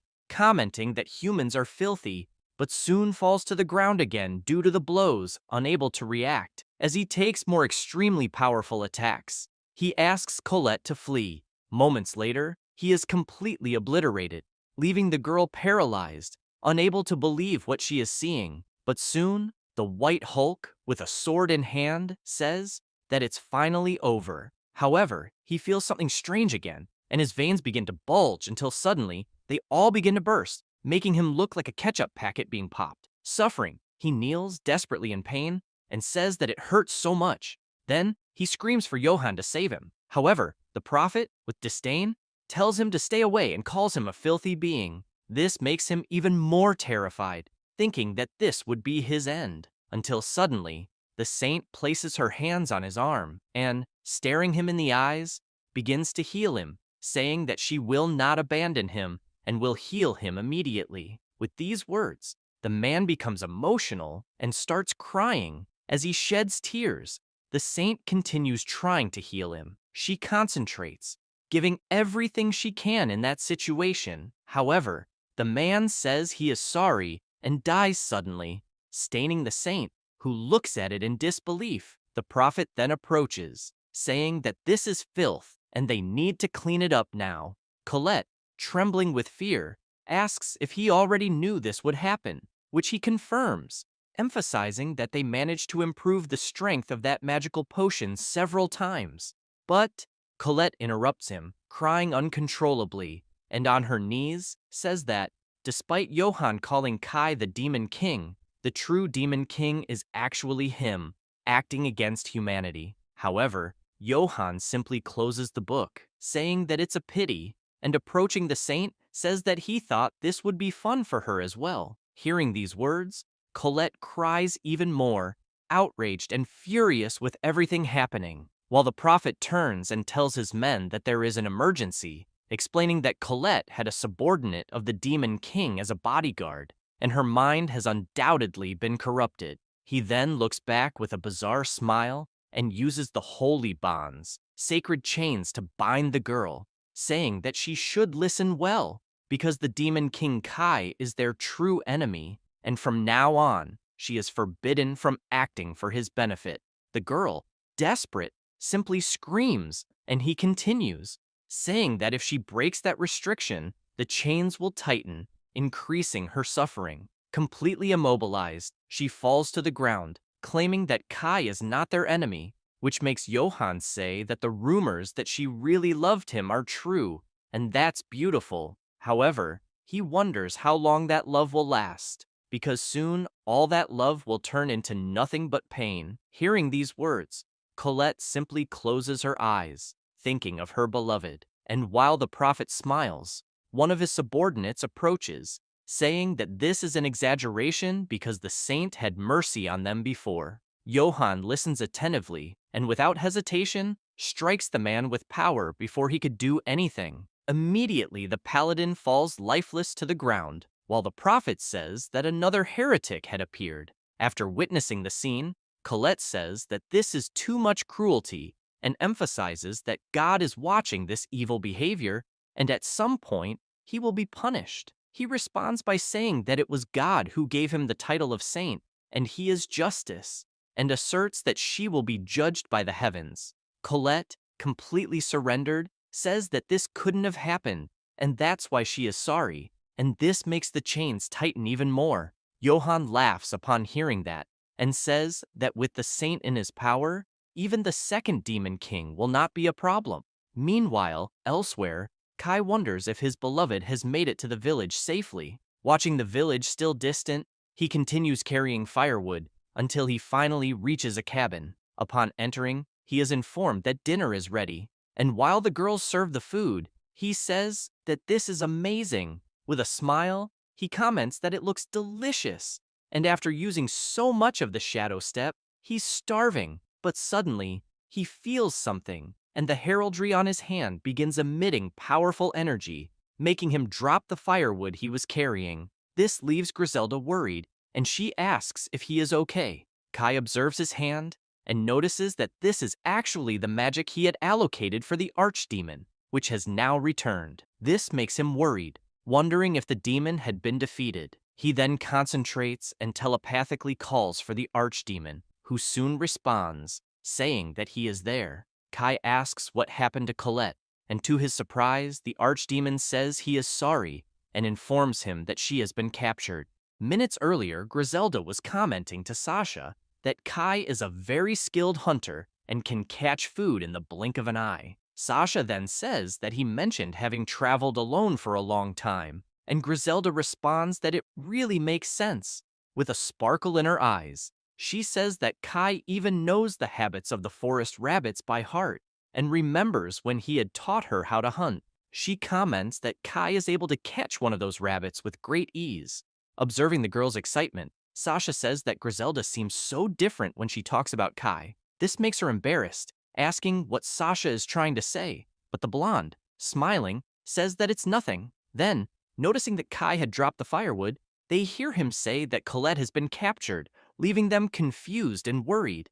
Immediately, Griselda asks if something happened, and he responds that the archdemon who was protecting her has been defeated, which the girl doubts, as he was a high-level demon and would only be defeated by an army. Intrigued by all this, Kai reflects that when a summon is defeated, it can only be summoned again after 24 hours, and that means his beloved is completely alone at that moment. He recalls the powerful demon apologizing and saying that it was the Saint Johann and his knights who attacked them and captured Colette, which intrigued the protagonist and made him question why Johann was after Colette. But the archdemon only said that the prophet had called Kai the traveler of the second loop. Remembering the entire conversation, the protagonist becomes even more confused, wondering how Johann knows about the second cycle, until Kai remembers that, in fact, Johann possesses the ability of prophecy. And if that's the case, then he was already after Colette in the first cycle, and with that, he wonders what the prophet's goal is. Maybe to go back to the past or something like that. But soon, the archdemon informs the protagonist that Johann said that Kai was the demon king, and then used Without hesitation, the divine chains to bind the saint and strip her of her free will, forcing her to become an enemy of Kai. Shocked by the information, the protagonist reflects on this so-called enslavement magic and tells the demon that he understands everything and now he can rest. He then looks outside, deep in thought, but soon Griselda approaches and asks if he is okay, pointing out that he suddenly became very serious. Meanwhile, trembling with rage, he says to himself that he will never forgive Johann or the damn church for all of that, and that he will make them all pay a price worse than death. He affirms to himself, determined, that he will take his revenge. Until, suddenly, someone starts using magic and hits Kai in the back, surprising him. But when he turns around, he sees that it is Griselda, and he asks what the hell she is doing. With a smug smile, she asks if it hurt and says that she is strong too. Hearing that, Kai is completely lost, not understanding what she is trying to say. Then, visibly irritated, she says that he is carrying too much weight on his shoulders and shouldn't forget that she and Sasha are here too, questioning if they are his precious companions or not. The protagonist, still a bit shocked, listens to her saying that the three of them will rescue Colette as a team, and this makes him reflect that in the first cycle, the two were his enemies, Griselda with her army, and Ares, who was supposed to be his ally, and even his whole family, all enemies, and now he has come to understand everything. Kai then, with a smile, thanks the two of them, who immediately smile back, while he wonders if he has finally gained true allies. The protagonist then thinks for a moment and says that soon a powerful barrier will cover the royal capital, and this is a powerful magic that will prevent anyone without permission from passing through. So crossing it will be nearly impossible. Even Griselda, the strongest demon of the future, failed miserably multiple times, which shocks the girl, who says that that is impossible. She then asks what they could do, and the protagonist, in a serious tone, says that they will infiltrate an informant into the capital, leaving both of them even more incredulous. Kai then explains that the barrier is strengthened by sacred artifacts inside the castle, so if they destroy them, the barrier should weaken, and he will take care of that. Sasha then says that they will have to find an informant and asks if anyone will agree to help them, to which Kai doesn't respond, just flashing a smile, leaving Griselda excited, asking if he already has a plan in mind. He confirms and emphasizes that even if they get past the barrier, the three of them still won't be enough. So, first, they will reclaim Griselda's territory, which leaves the girl even more surprised. She then asks about Colette, and the protagonist says that although he doesn't like the idea of leaving her with them, he needs to make sure they have the strength to save her, and with that, they will certainly have the necessary help. Thoughtfully, Kai tells himself that Johann made the worst mistake of his life because he just created a much worse demon king than Griselda, so the prophet better be prepared. Suddenly, something starts heading toward Kai at high speed, and with incredible reflexes, he manages to dodge a dagger that would have hit him squarely in the head. After dodging, he becomes irritated upon realizing that the prophet had already sent hunters. It doesn't take long before the man who threw the dagger enters the cabin, and, in a sinister tone, the hooded hunter asks if he is the demon king Kai Austin. Soon, more eyes start appearing, saying they are the church's sword, the purifiers, and they order Kai to repent for his sins. They quickly charge at him, making the girls jump in fear, and Griselda asks who those people are. The protagonist, dodging an attack, says they are from the hidden side of the church and eliminate anyone who gets in their way. In a quick movement, one of the hunters throws several daggers at the protagonist, who immediately realizes he won't be able to dodge, until Sasha heroically jumps in front of Kai and, with a plate, manages to block the attack. Slightly, Griselda also charges forward, showing excitement and motivation as they are members of the church. In the blink of an eye, she kicks them out of the cabin with precise strikes, and one of the hunters, looking back and seeing his fallen comrade writhing in pain on the ground, finds himself surrounded by hunters outside the cabin. Griselda and the others remain undaunted, and she says that even though they are outnumbered, Kai doesn't need to worry because he is not alone. He reflects that he also fought against the purifiers in his first life. As the hunters advance, he continues to remember that those are the elite force of the Holy Church, and he had a lot of trouble against them because they give everything in a battle. So, he uses the black lightning, destroying everything and anything around him, concluding that he is much stronger now than he was back then. And, moreover, he still has his companions by his side. Immediately, Sasha starts throwing plates at the advancing hunters, and, kicking one of the plates, she uses the dinner storm. One of the hunters, noticing the attack coming toward him, is shocked and takes the hit directly to the head, being thrown backward. Watching the scene, one of them notes that they are fighting powerful opponents, but before he could think of anything, Griselda also starts using her powers and attacks with the blood whip, hitting precisely 3 of the hunters, who didn't even have time to think of a reaction. After the attack, she asks if that's all they can do and points out that she is just getting started. Observing the effect of Griselda's attacks, Kai is surprised that the church members aren't even able to react, and with that, he tells her not to let her guard down and comments that they are like forest rabbits. Hearing that, she gets confused and wonders about them being like rabbits, but soon remembers that days before, Kai had explained to her that when rabbits are cornered, they hide and usually use shadows to conceal themselves. After seeing that really happen, she understood what the protagonist meant.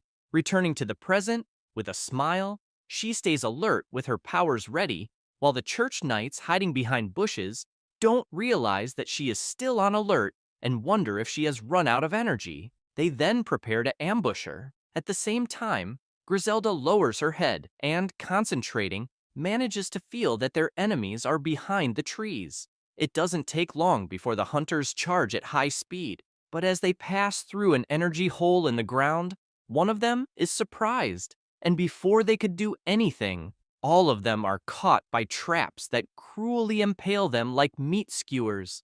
Watching the scene, Griselda smiles, proud of her work, while Sasha congratulates Kai for his teachings and his companion for the execution. Then, Griselda affirms that it's all thanks to the Pact of the Celestial Kings, which Sasha agrees with, also saying she feels much more capable than before.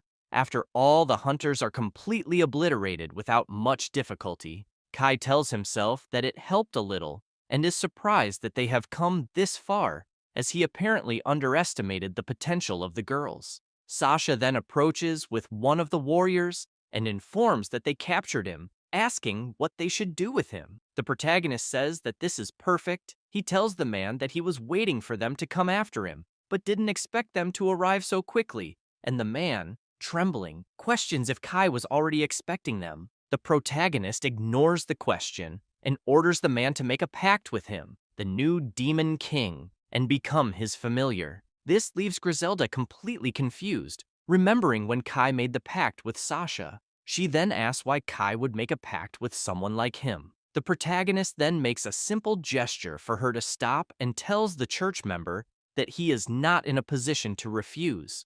But he, reluctant, says he would never do that, asking why a devotee who has lived his whole life for the church would make a pact with the Demon King. The protagonist then turns to Griselda and asks her to transform the poor man into a zombie using her vampiric powers.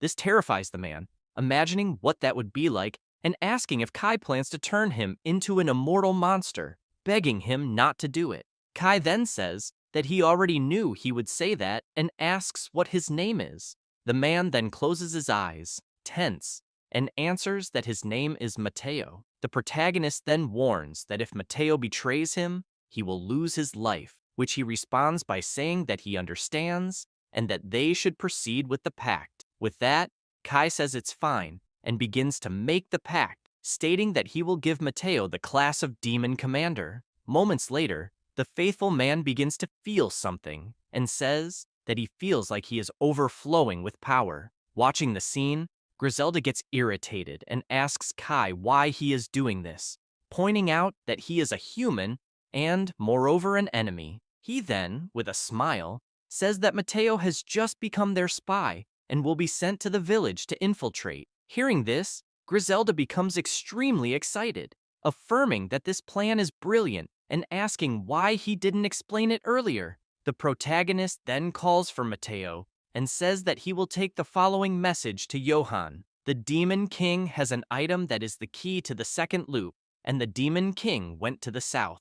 With a determined look and without hesitation, Mateo says he understands the message. The protagonist then explains that more spies are needed besides Mateo, because when Johann finds out where he is, the prophet will definitely send more pursuers, and when he defeats them again, he will make a pact with them to infiltrate them. Looking at his own insignia, Kai reflects that it would be much faster if Johann decided to come to him personally, and when the time comes, he will use the spies to break the barrier. Shocked by the plan, Griselda comments that it is incredible, while Sasha says that Kai-sama is truly a natural strategist and has everything to be the strongest demon king of all, because he is both wise and bold. Hearing the praise, Kai becomes embarrassed and asks them to stop exaggerating. Then, suddenly, a notification arrives, congratulating him and informing that he defeated the purifiers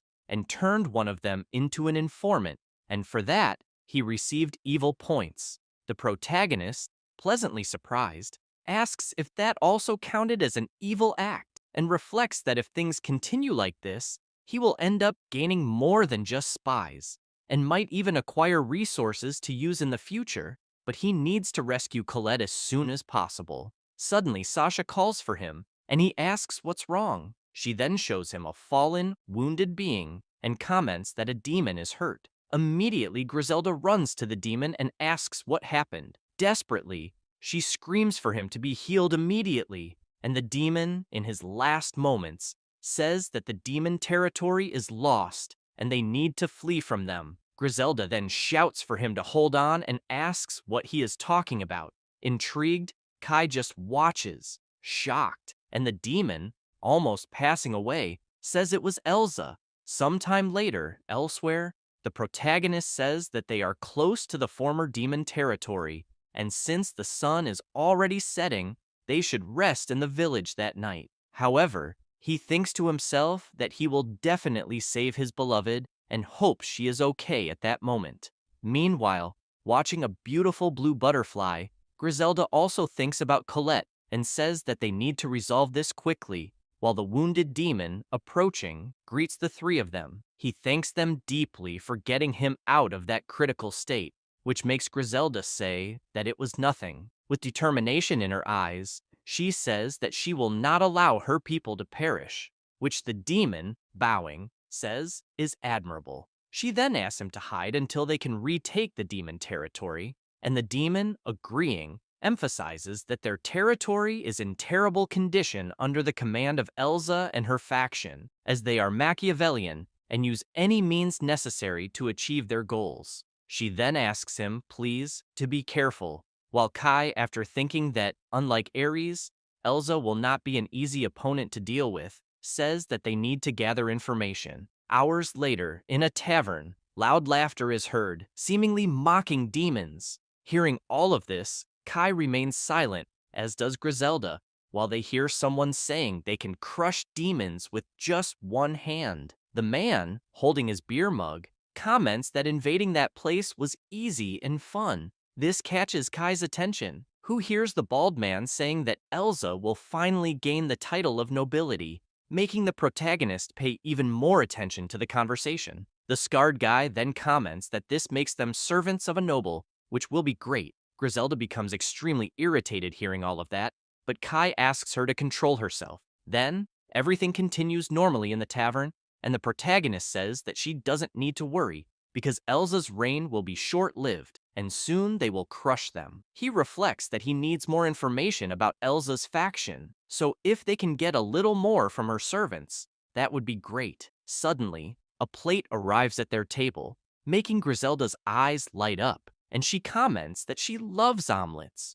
This makes Kai smile and comment that anything pleases her. Sasha promptly starts serving a glass of wine for Kai, which he thanks her for. Observing that, Elsa's servants comment that he must be a noble and begin to laugh. Observing the clothes of his companions, the protagonist comments that it's time for the two of them to find new outfits. He says that he wouldn't like to say it, but the two of them are standing out quite a lot in that environment. It doesn't take long before one of the men approaches, greeting Sasha and asking her to serve him as well. She asks what he is talking about and says she refuses to do that. The man laughs at her response and asks if she knows that he is from Elsa's faction's vanguard, so she should leave that annoying noble alone and serve him. Meanwhile, Kai thinks that his plan is working, and Griselda is still celebrating that she will finally eat her omelet. Suddenly, out of nowhere, the man kicks the table, sending everything flying, and asks if Sasha is deaf. Seeing her precious omelet flying, Griselda is paralyzed, unable to believe what she is seeing, while the bald man drinks excitedly at the situation, and others are stunned. Griselda watches the omelet on the floor and, with tears in her eyes, calls the man insolent. However, the man isn't concerned with that and, smiling, calls Griselda a vampire and asks if the blonde girl is her slave. He comments that she seems well-trained and desires to possess her. Kai, observing the situation, steps in front of the man, saying that that's enough. Promptly, the bully observes the protagonist's insignia carefully, raises his bottle, and calls Kai a brat, saying that he is very brave for being just a C-rank black mage. He turns around and comments that it's the class he hates the most, asking if he should eliminate him right there. The protagonist, unfazed, says that he should first pay for the omelet, leaving the man even more surprised, as he was showing his hand to Kai, trying to intimidate him. He comments again that Kai is very brave for not running away after seeing the dragon gauntlets, but the protagonist remains on alert, thinking that this guy is from the warrior class and seems quite confident. He then says that he has a few questions for the man, and the bully responds that, unfortunately, the questions will go unanswered, as that conversation will be very short. Immediately he charges at Kai, preparing to attack with the gauntlets, and saying that he will just eliminate that brat and take the two girls.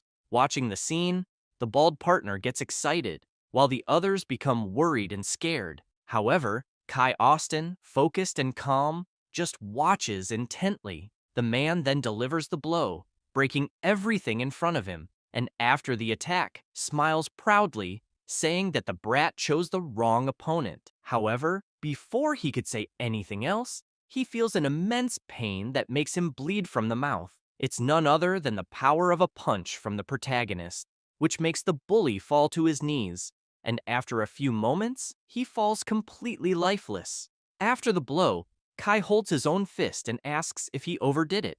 While observing the scene, the people present are completely stunned and incredulous, except for Sasha and Griselda, who are celebrating, commenting that it was very satisfying. The bald man, who also witnessed everything, says that it's impossible for a black mage to have defeated a member of the vanguard, and with that, Kai identifies them as Elsa's subordinates as well. He then turns around and explains that, in fact, this happened because he is level 999, leaving the two men even more shocked, saying that there's no way that's true, to which he responds, saying that he is stronger than an ordinary warrior, and now it's time for them to start talking. The two members of the vanguard begin to tremble and sweat with fear, and the one with green hair asks why he is after Elsa. Displaying his powers, the protagonist responds that he doesn't want to spoil the food, so they will talk in the back of the establishment,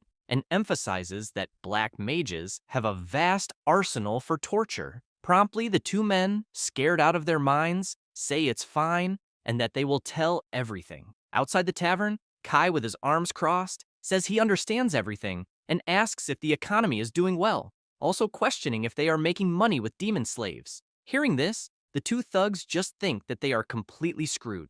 Moments later, Kai returns to the tavern with a smile on his face. With a bag of money in hand, he tells everyone there that he will pay for everyone's bill, which makes the men smile and celebrate happily, while Griselda comments that Kai is really generous and will spend the two fools' money, Elsa's subordinates. However, Sasha doesn't show the same excitement and asks if he shouldn't spend it on something better, to which he responds by saying it's fine, and points out that if the trouble continues, Elsa might notice and become cautious. And after everyone eats and drinks, he will cast a forgetting spell on everyone there. He also notes that drunk people are more susceptible to that magic. After hearing all of that, Griselda becomes worried and informs the protagonist that the forgetting magic is usually dangerous. While casting the magic at the door, he again reassures her that everything will be fine, as it is a high-level magic and there is no risk, and when everyone sobers up, they will forget about them. Looking at the money on the floor, the vampire then asks what he will do with the leftover money, and he replies that after paying for the damages to the tavern, he thinks it's best to use it to cover the expenses they'll have on the trip. Meanwhile, outside, the bully continues to be oblivious, while the other two cry over the lost money. Inside, Sasha says that this will be fun, while Griselda, once again with her omelet, says that they will buy new clothes afterward. Kai says that's a good idea since they are entering enemy territory and can't look suspicious. As they eat and drink, someone hooded starts to leave the tavern. It's the girl who had been watching everything closely earlier, now showing an interested look. The next morning, the church soldiers are marching tirelessly, their faces blank. Soon, Elsa's two henchmen notice this and wonder what is going on. As they approach the soldiers stop, and the big guy asks why so many holy knights are in that village. Indeed, there were many knights. One of them, probably the leader, shows an image of Kai to the man and asks if he has seen a criminal named Kai Austin.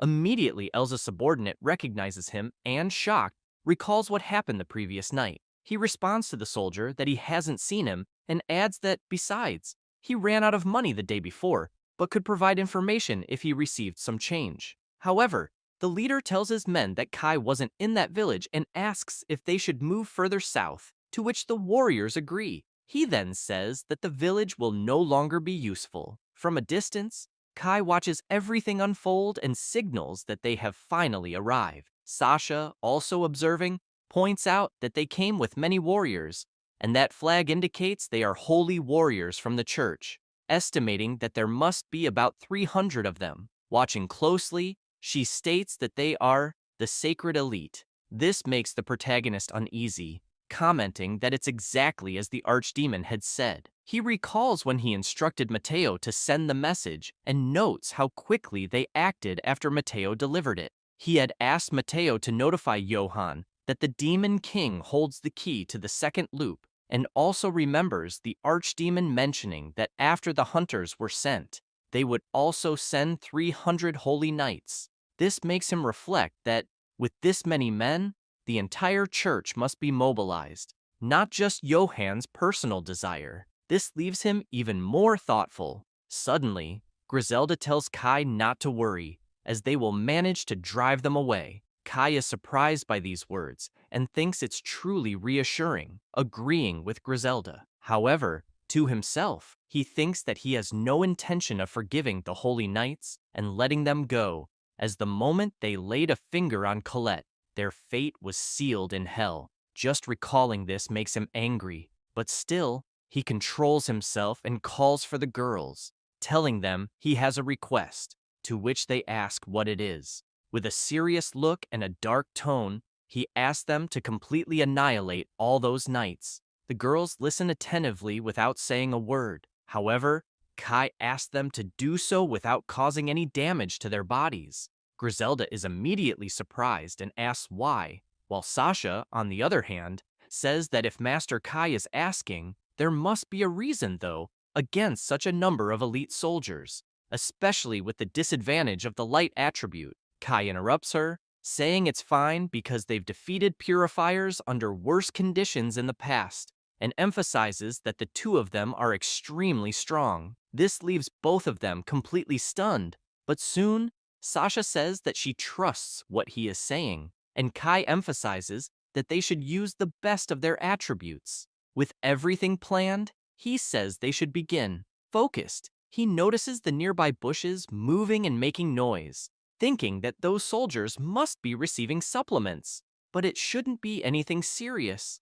After some time, not far from there, the paladin leader comments that the two guys they found really didn't have a scent, and he hadn't thought that chasing the Demon King would be so difficult. However, if they consider the fools to be heretics of God, they can loot at will, which is a great deal. After looking at the two idiots on the ground, the leader notices something ahead, the silhouette of a man. Upon closer inspection, he recognizes Kai Austin. Promptly, he draws his sword and asks if Kai has stopped fleeing, saying that appearing like this in front of them is quite an arrogant gesture. The protagonist ignores him and simply asks if Colette is okay, which infuriates the old man, who starts to say that it's none of his business, and that Colette will live and die for the Holy Church. Hearing these words, Kai says that the old man is done for and that it's enough. Immediately, the church warriors are brutally attacked, many of them at once.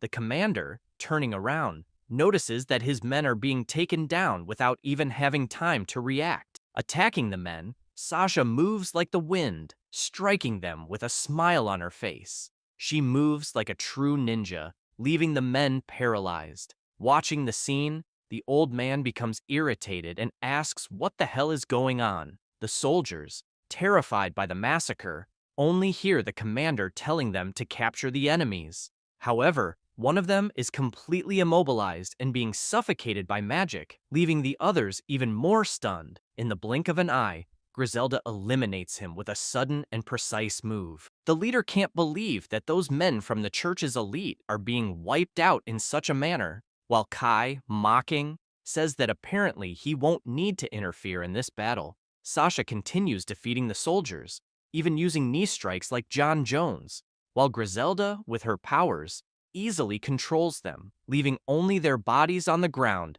and walking calmly through the battlefield. Before he could do anything, the leader is overpowered by Sasha, who, pointing a knife at him, asks Kai what she should do with him, as he is the last man. Kai, realizing this is the commander, wonders if they should use him instead of just sending him to hell. He looks at the man with a serious expression, making the old man even more terrified, thinking that this is really the end for him. Suddenly, Griselda approaches and says that she has gathered all the knights' bodies, which, despite being lifeless, are in perfect condition. This makes the protagonist smile and say that they did a great job. Hearing this, both girls feel a bit embarrassed and smile proudly. Moments later, while rummaging through the bodies, Griselda finds it strange that these men possess expensive belongings, and Sasha comments that the corruption of the Holy Church seems worse than she thought. Meanwhile, Kai, observing one of the bodies, is pleased that they are intact, because this means he can test a magic. Out of nowhere, Griselda calls the protagonist and asks what he will do with these men, and when he says they will turn them into allies, it leaves both girls shocked and confused. Kai then begins to use the magic, remembering that it is a forbidden black magic called rebellion against God, and, thinking it through, remembers that in his past life, he had never used it. Watching that, Griselda is stunned, commenting that this is really something huge, and, with the entire area filled with the protagonist's black magic, the soldiers begin to receive it into their bodies, and, moments later, they start to come back to life, until finally, after some time, all the church knights are resurrected with that powerful black magic. Griselda, shocked, wonders what the hell that is, recognizing it as high-level necromancy. Still incredulous,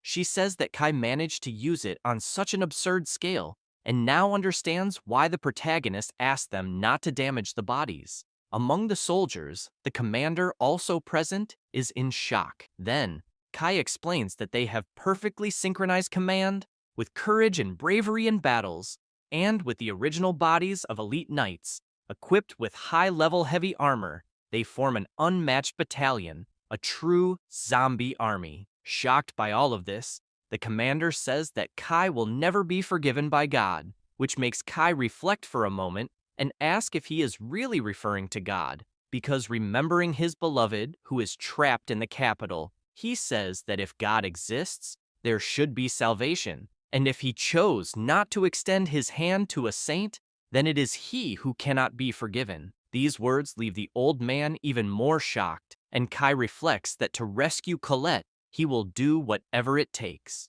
He then asks the commander his name, and the man, trembling with fear, can barely speak, prompting Kai to offer him two options. The first is to become a subordinate of the Demon King, and the second is to be a zombie. Suddenly, the system congratulates the protagonist again, informing him that he defeated 300 holy knights and made their commander surrender, earning him 1,200 points. Immediately, the archdemon appears and informs that he has taken care of the enemies who fled and ensured Johann will not hear of them. Surprised by the appearance, Griselda asks what that creature is, and Kai explains that it is an archdemon, leaving the girl even more confused and asking if that is what she heard in the rumors. Meanwhile, the little devil asks Kai about the other matter they should take care of, and Kai, somewhat suspicious, says that they will handle that as well.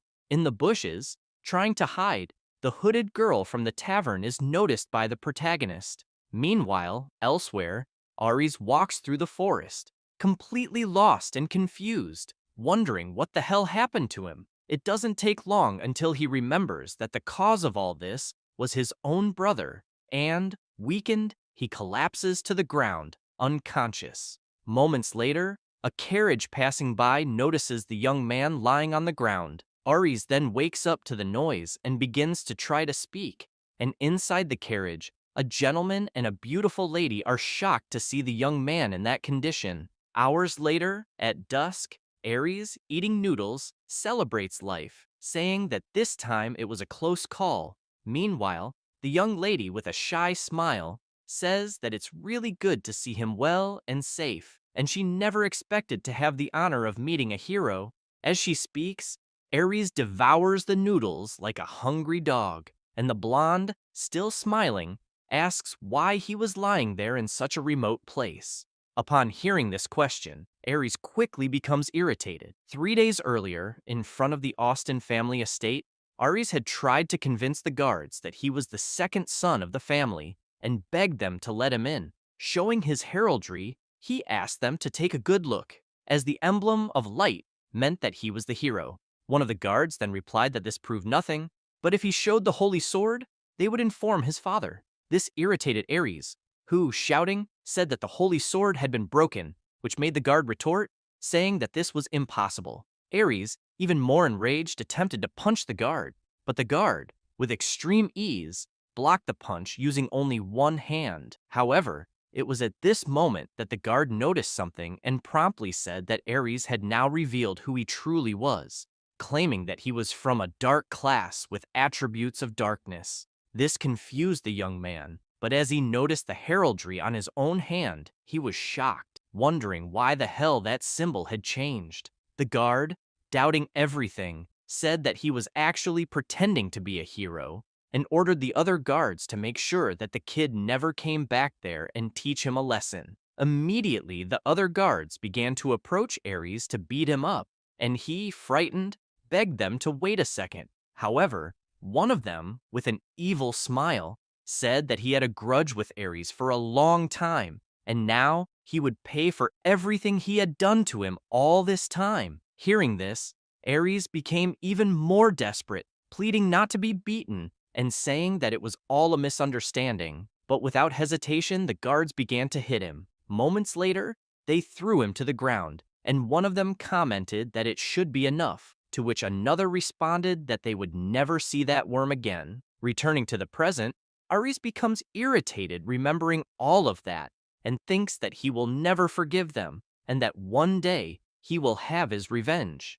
The girl then questions him about being the hero, to which he disrespectfully says that it's none of her business. Still, the girl apologizes for asking and comments that he must be tired, so he should rest well that night. This makes Ares pay attention to the young lady, and soon he notices that she is actually quite beautiful and has some wonderful curves.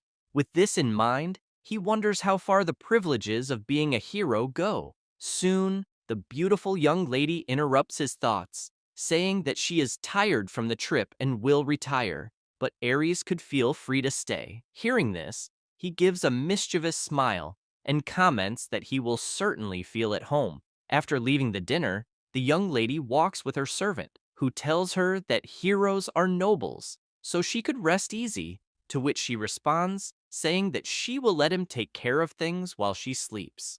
With that, she closes her bedroom door and wishes her servant good night. Moments after this, Ares bizarrely appears, asking the servant to hand over all the money in the mansion, which leaves the old man completely shocked. As Ares searches through the mansion, he asks what the young man is talking about. The arrogant young man then tells him to stop stalling and warns that anyone who doesn't cooperate with the hero will be annihilated. This scares the old man even more, who says that this is madness and that what he is doing is robbery. However, Ares argues, saying that the noble lady said he could have whatever he wanted there, which takes the servant by surprise.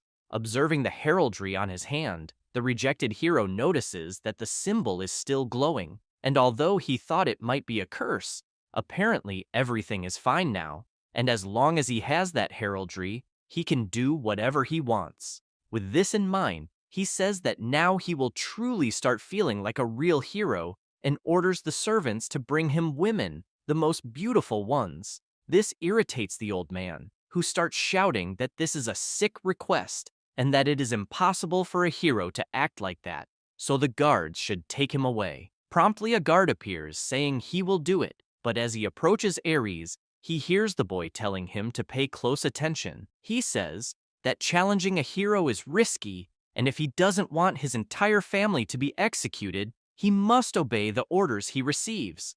This makes the man anxious and unsure of what to do. Then, Ares starts laughing and orders those idiots to bring all the money and all the women available in the mansion. It doesn't take long for them to bring all the money to the ridiculous hero, but upon hearing all the noise, the young lady steps out of her room and asks what is going on. She quickly notices the bags of money on the floor and everyone present. Shocked, she can't believe what she is seeing, as she sees two of her beautiful servants and all the money offered to Ares.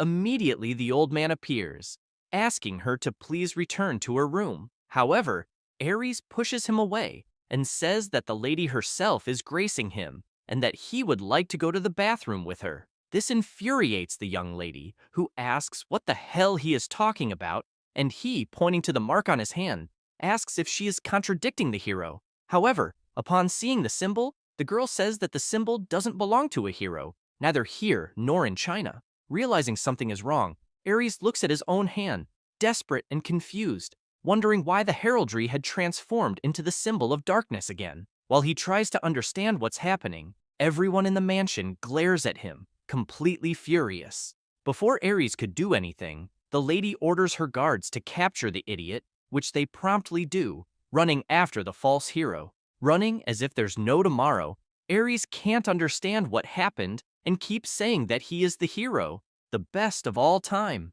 Sometime later, in the middle of the night, Ares is again walking through the forest, wounded and with an arrow stuck in his back, commenting that those guards really tried to take his life. Irritated, he says he doesn't understand why that symbol is changing, as he thought it was supposed to be a permanent curse. Seeing a village ahead, he concludes that for now, he needs to leave the Austin territory and regroup, as there are still many people who probably don't know what's going on. Meanwhile, in the village, several people are looking at a poster pinned to the wall. Shocked, they wonder why the second son of the Austin family is being hunted.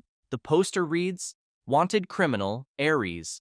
A reward will be given for his capture, dead or alive." Meanwhile, elsewhere, Kai is talking to Sasha while the girl hides behind some bushes.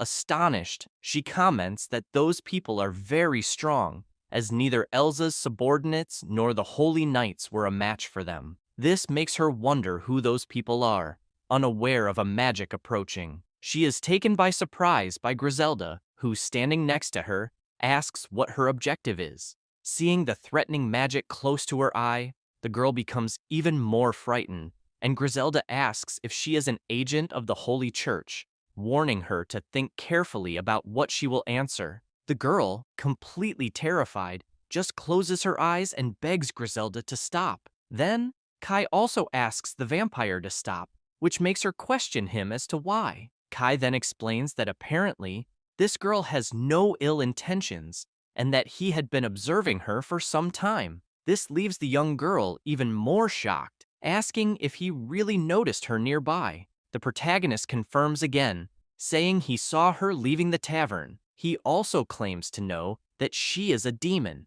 With this, the young girl removes her hood, revealing her rabbit ears, and still says she is shocked that Kai noticed all of that. Griselda is stunned by the whole situation, apologizes for scaring the girl, and takes the opportunity to ask why she was doing that. The purple-haired girl then introduces herself, saying her name is Merle, from the Cat Ear tribe, and asks if they are pursuing Elsa, which Griselda promptly confirms.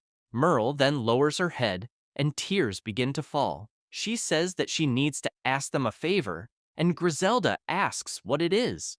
Merle hesitates for a moment, but soon says that her sister and everyone else were captured by Elsa, and she would like them to save them. Kai listens silently as Griselda, intrigued, asks her to explain what happened.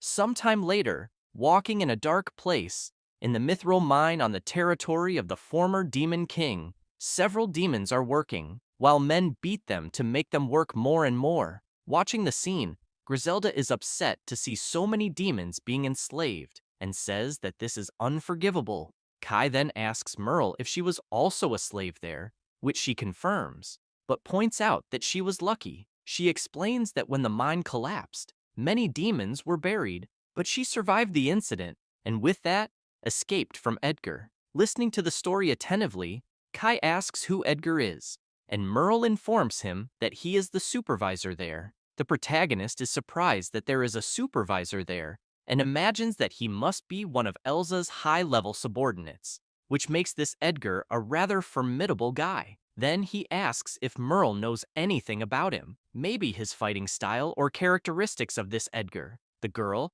a little hesitant, informs him that his class is Supreme Mage. This makes Kai nervous, as he knows that it could be a problem, just like Griselda, who also becomes anxious and asks if she really said Supreme Mage, because that will definitely be a problem. Merle just nods in confirmation. With that, Kai reflects that Griselda is right, as a Supreme Mage is one of the strongest of all mages, and underestimating him would be very dangerous, so they need to come up with a plan. Suddenly, Sasha calls out to Kai and informs him that she has returned from the patrol she was doing, and upon seeing her, the protagonist asks if something is wrong, as she looks pale. Indeed, Sasha, whiter than a palm tree, says that she was seen by the enemies and had to use magical energy to fight. The protagonist becomes even more worried upon hearing this, but says that at least she is safe, and remembers that he asked her to patrol because she knows that area well, but consecutive battles would drain anyone's magical power. He then starts interacting with the system, reflecting that he isn't carrying recovery potions because he trusts his own energy reserves too much, and wonders if he had an appropriate skill, it could help. Soon, he finds a skill in the system called Drain Magical Power, which steals energy from others, and with that, he smiles, concluding that this skill will be useful. He acquires the skill and immediately starts using it on Sasha. After the procedure, he explains that he shared one of his skills with her, and she asks what kind of skill it was. Kai then says that it's called Magic Power Drain, and with it, he can transfer magical energy to her. This leaves her shocked, upset that he is giving his power to her, but he explains that with this skill, she could drain magical energy, but it can also be used carefully on allies to only share a little, so they will use it to recover and use strategically, stressing that he trusts her to do this. However, to himself, he thinks there's another purpose behind this decision too. Sasha then takes a deep breath and soon starts draining the protagonist's energy. Quickly, she says that her magical energy is returning to normal and that she already feels completely recovered. While her energy is being drained, the protagonist notices that, at his level, it barely affects him, and tells her that everything is fine now. He then asks how her patrol went. This grabs the attention of Griselda and Merle, who listen attentively as Sasha says that she found a caravan on the road near the mine, and in the caravan, there were many demons in cages. She says it seemed like they were being transported to be sold as slaves. Hearing this, Griselda becomes furious, saying that they need to rescue them immediately. But suddenly, Merle shouts for them to wait. She informs them that the caravan Sasha mentioned must be from Edgar, and taking action without a plan would be very risky. The vampire then places her hands on Merle's shoulders and calmly says that she doesn't need to worry because Kai is someone she can truly trust. And as a former demon lord, she guarantees that she will save her sister and everyone else. This excites Merle, and she asks if that is true. However, she soon stops to think better and wonders what Griselda meant by a former demon lord. Shocked, Merle asks if this is really Griselda, but the vampire ignores her and simply tells Kai that they need to rescue the demons quickly. He confirms, emphasizing that they will rescue all those who are imprisoned, and this is enough to calm Griselda and Merle. However, he says that before that, he starts using powers on Griselda, saying that he will share the skill with her as well. Griselda, receiving the skill, says that it will be really useful. After the procedure, Kai affirms to himself that they are finally ready to face the Supreme Mage. Observing the caravan, he reflects that to save Colette, he will need allies, and it will be good to help all those enslaved demons, as he can free the oppressed and make them strong allies. Meanwhile, pulling the caravan, a young demon is barely holding on, and one of the men orders her to speed up, smiling and belittling the poor slave who can barely stay on her feet. As the caravan continues its journey, the slave pulling it falls to the ground, exhausted. The slave is Merle's sister, who hears the Supreme Mage Edgar asking why she is so lazy, and she, almost at her limit, simply apologizes.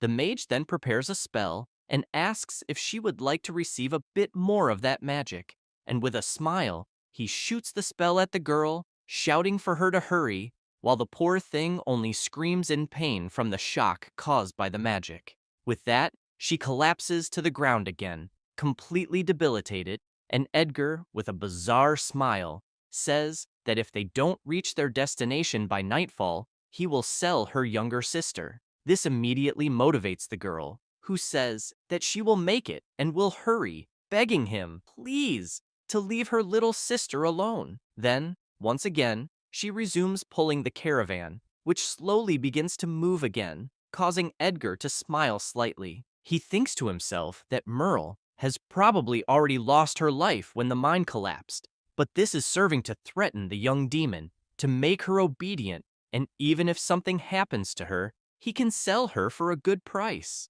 While he laughs to himself, someone inside the caravan asks him to be cautious. He then asks what he's talking about and calls him Walter. Walter then asks if his plan isn't to transport the slave demon safely, pointing out that Elsa is cautious about the supposed demon king, so it's possible they'll encounter him along the way. This irritates Edgar, who tells him to stop talking nonsense, as they are part of Elsa's group, and no one would be stupid enough to cause trouble with them. Edgar also takes the opportunity to mock at the fact that Walter mentioned the Demon King. With that, Walter and the other two men remain silent, just listening, while Edgar continues, explaining that, in addition to everything, they are under the protection of his unbeatable magical barrier, so no one can get near them. Therefore, as guards, they are just backup for backup, and should stay quiet for the rest of the journey. Hearing all of this, Walter gets irritated but says nothing and simply closes his eyes.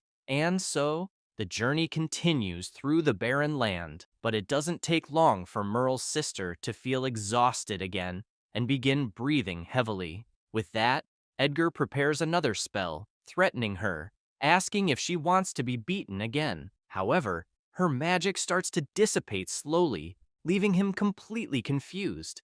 Intrigued, he wonders why the magic disappeared and starts shaking his arm in a pathetic attempt to activate it again. Suddenly, one of the guards inside the caravan calls him and, with his head sticking out, asks what happened to the magical barrier that disappeared.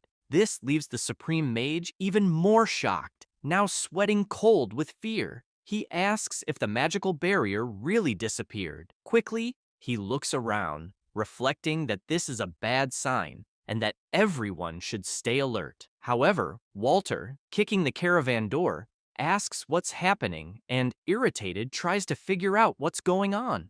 The fat man is surprised to see Walter leave the caravan, and completely out of nowhere, he starts feeling the carriage shaking. He becomes completely paralyzed, and before he could do anything, he is thrown out of the vehicle and crashes into a tree. This leaves even Merle's sister completely terrified, and Edgar, feeling a terrible pain in his arm, screams, asking what the hell is happening. Immediately, Sasha appears and, lifting the caravan with just one hand, asks if he is the one called Edgar. Seeing the girl practically destroying the caravan with one hand, Edgar begins trembling with fear and asks what kind of absurd strength that is, questioning if she was the one who attacked the caravan. He reflects that being attacked just when he can't use magic is really bad luck.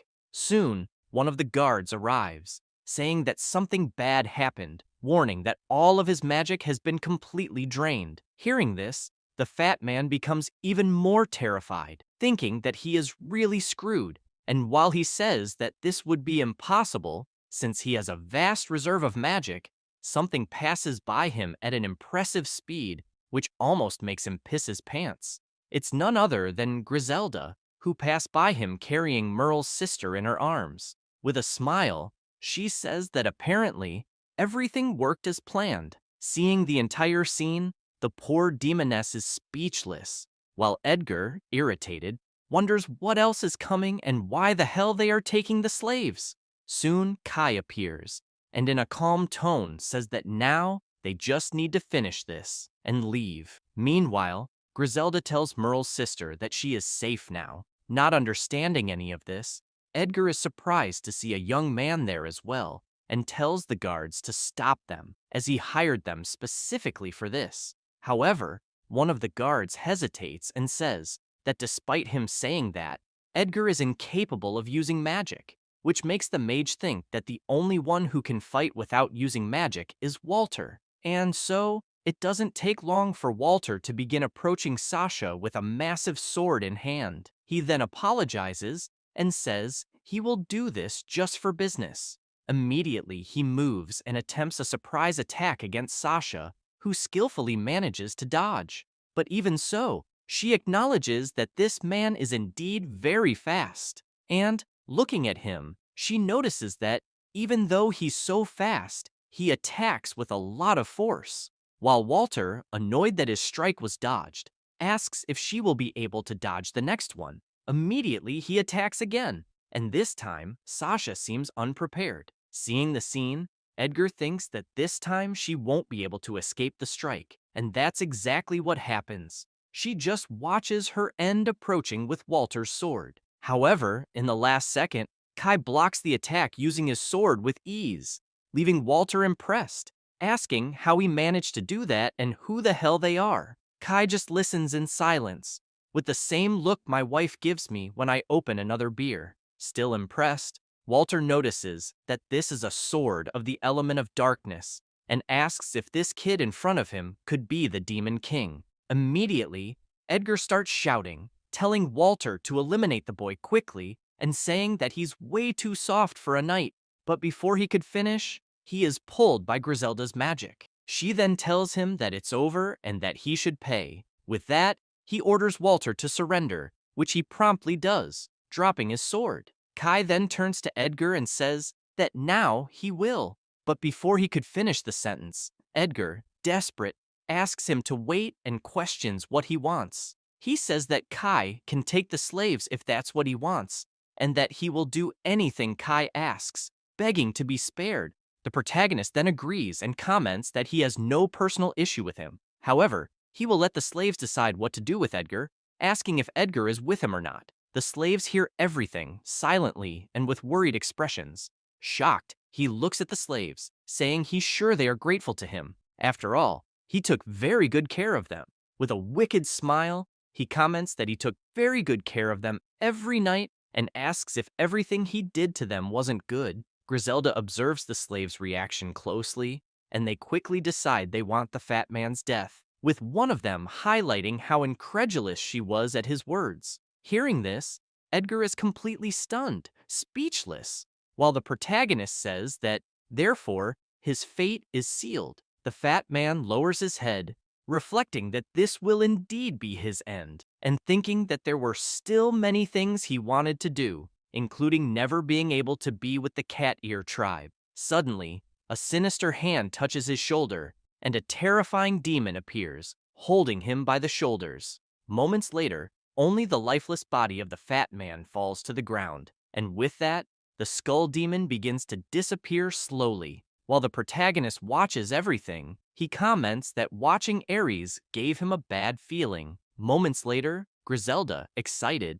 calls for him and, with a smile, says that the plan was a huge success. Kai then responds, saying that it was all thanks to her and Sasha. Sometime before, after using one of his abilities, Kai asks if the skill sharing worked, which she confirms, pointing out that now she is able to drain magical power. The protagonist then says that they will proceed immediately with the plan, and, considering that the enemy is of the Supreme Mage class, confronting him head-on in a state of alert would be too risky, so they will use the power draining. Immediately, Griselda gets excited, saying that they will steal their magical power and pointing out that a Supreme Mage without magic is just an ordinary human. However, Sasha shows concern, explaining that Supreme Mages have vast amounts of magic and questioning if it wouldn't take too long to drain all their power and if they wouldn't realize they were being drained. Kai, with a smile, says that Sasha is right, but they should trust him. It isn't long before they notice Edgar passing by with his caravan full of slaves, and with that, they immediately start using the magical power stealing skill all at once. They focused and worked as a team to drain everything quickly, and when Edgar noticed he was completely powerless, he was horrified. Back in the present, Griselda laughs, commenting that Edgar's face was hilarious and that they drained everything in the blink of an eye. Remembering when Edgar realized the magical barrier was gone, Sasha comments that the idiot mage wouldn't be able to do that without the barrier and that the other guards, except for one, also didn't seem capable. Kai says that with the two of them, he feels it would be impossible to lose to anyone, which Griselda confirms, while Sasha says that, actually, she's not even close to his level. He then starts thinking to himself and reflects that those two girls are indeed strong, but Johann must already be expecting this, knowing the power of the second loop, and that to defeat him and save Colette, he will need even more strength. Then he looks at the caravan and says that now they can free those demons. With that, they begin to free them, and after some time, all are free, though visibly weakened. Griselda then asks Sasha if everyone was really freed, and Sasha confirms. Observing the slaves' expressions, she comments that they all look exhausted and asks what she should do. Suddenly, one of the tied-up guards asks about the weapons, and the other responds that they took everything, taking the opportunity to ask if his partner couldn't use his thief skills to get them out of those restraints, which he denies, saying he doubts they can escape this situation. This irritates his companion, who says that this means, sooner or later, the two of them will end up eating grass from the roots. Suddenly, Merle appears, asking if it's safe there, and commenting that Kai asked her to stay hidden. And seeing the young demoness, the bandit smiles, thinking he can get something out of that little brat. Moments later, the protagonist begins to use his magic, saying that everyone there needs healing, and immediately starts healing the demons, making them feel the strong healing power taking over them. While using his magic, Kai thinks that he should look for stronger demons than those, but he needs them as allies to help him rescue Colette. Suddenly, Merle starts shouting, saying that she is happy that her three companions are safe, and upon hearing that, her sister quickly recognizes her and calls out, "Happy." However, the bandits, taking advantage of the opportunity, manage to free themselves from the restraints using skills, and promptly, one of them surprises Merle from behind, trying to silence her while she tells her sister that they will soon be together. She looks at the bandit, scared, and fears the worst. just like her sister, who starts sweating cold upon seeing the situation. Immediately, Griselda and Sasha also shout for Merle, upset. Meanwhile, the bandit smiles and says that with a hostage, they have an ace up their sleeve. However, Kai, with his powers already prepared, asks if the bandit is sure of what he is saying. He ignores the question and simply tells the protagonist that if he cares about the life of that young woman, he should let them escape. Meanwhile, the young woman's sister, irritated by that, quickly rushes at the bandit, hitting him and making ketchup spurt from the bully, leaving Griselda proud, celebrating and highlighting that Merle's sister managed to catch them easily. After observing the scene, Kai is also impressed with the swift movements and recognizes that there is more to her than meets the eye. Sasha watches everything in silence, while the bandit reflects on that dormant power, noting that one should never underestimate the cat ear tribe. And Merle, seeing that her sister saved her, sighs in relief and runs to hug her, apologizing and explaining that she came there to save her. But in the end, it was her who saved her. But the young woman says, it's okay, as long as she's safe. Kai then smiles and says that he is happy they could reunite. Then, the one with pointy ears tells the protagonist that she doesn't know how to thank him, and her sister adds, also thanking him from the bottom of her heart. However, Kai says that they should be grateful to Griselda, and she, confused, asks what he means, pointing out that now it's time to show everyone the new Demon King. Hearing this, Kai is shocked for a moment, but quickly says that she's right. The protagonist then asks for everyone's attention and says that according to the teachings of the Holy Church, beings and demons with dark attributes are considered evil, treated as monsters without love. Immediately upon hearing this, everyone is surprised, wondering if it's really true. Then, Kai, opening his arms, continues saying that those who have hearts and who love, in truth, are the ones here. Merle and her sister are also impressed by his words, and he goes on, saying that he will create an ideal nation in the demon realm. The bandit is confused about this nation talk. However, Kai says that this will be where beings with dark attributes and demons can live without discrimination, and that there he will be the Demon King. Completely shocked, the man asks what the hell he's talking about, while Griselda gets excited. He then concludes, saying that the next step will be to recover the mithril mine. Everyone present starts to get anxious, while Kai says that those who can fight should prepare because they will liberate the demons and recover the nation. Not believing what he's hearing, the bandit starts shaking, shocked, while Sasha says that this is a beautiful prophecy from Kai, and Griselda, absolutely emotional, tells Sasha that she is truly happy. Then, the protagonist looks to the side and tells Walter that it's time to punish him. He then takes a deep breath and says that he won't beg for his life, so Kai can take it quickly, which makes the protagonist say that he is really direct and that it's already decided. Until suddenly, Merle's sister appears, placing herself between Kai and Walter, asking him to wait a little. Then, with a serious look, she asks if Kai could spare that man's life. Surprised, he asks if Melty is really defending Walter, to which she angrily confirms, explaining that he helped them. Melty says that Walter secretly gave food to those who were hungry and even treated the wounds of some, and sometimes even protected them from Edgar's cruelty, and for these reasons, she doesn't see Walter as a bad person. Hearing all this, Kai asks Walter why he, a human, helped demons. Walter then starts reflecting on this, and says that all of this is a pity, leaving the protagonist confused. He then says that it's a pity that demons, just by being born, are discriminated against. Melty gets emotional with these words, still in front of the protagonist, and Walter continues saying that it's ridiculous because no one chooses how they're born, which is disgusting. Shocked, Kai then asks if his class is Black Knight, and he says that a darkness attribute is despised. For someone like him, who was expected to rise in the ranks of the Sacred Knights, it was the worst class. And because of this class chosen by God, someone precious to him, Kai begins to get emotional upon hearing the entire story. Walter continues, telling that once a visibly powerful man asked him if he really thought he could become a perfect knight just with skill, even possessing the darkness attribute, commenting that it was very presumptuous. Laughing mockingly, he said that if Walter just stayed quiet, that woman wouldn't need to die. Walter became extremely furious hearing this, and the bald man continues,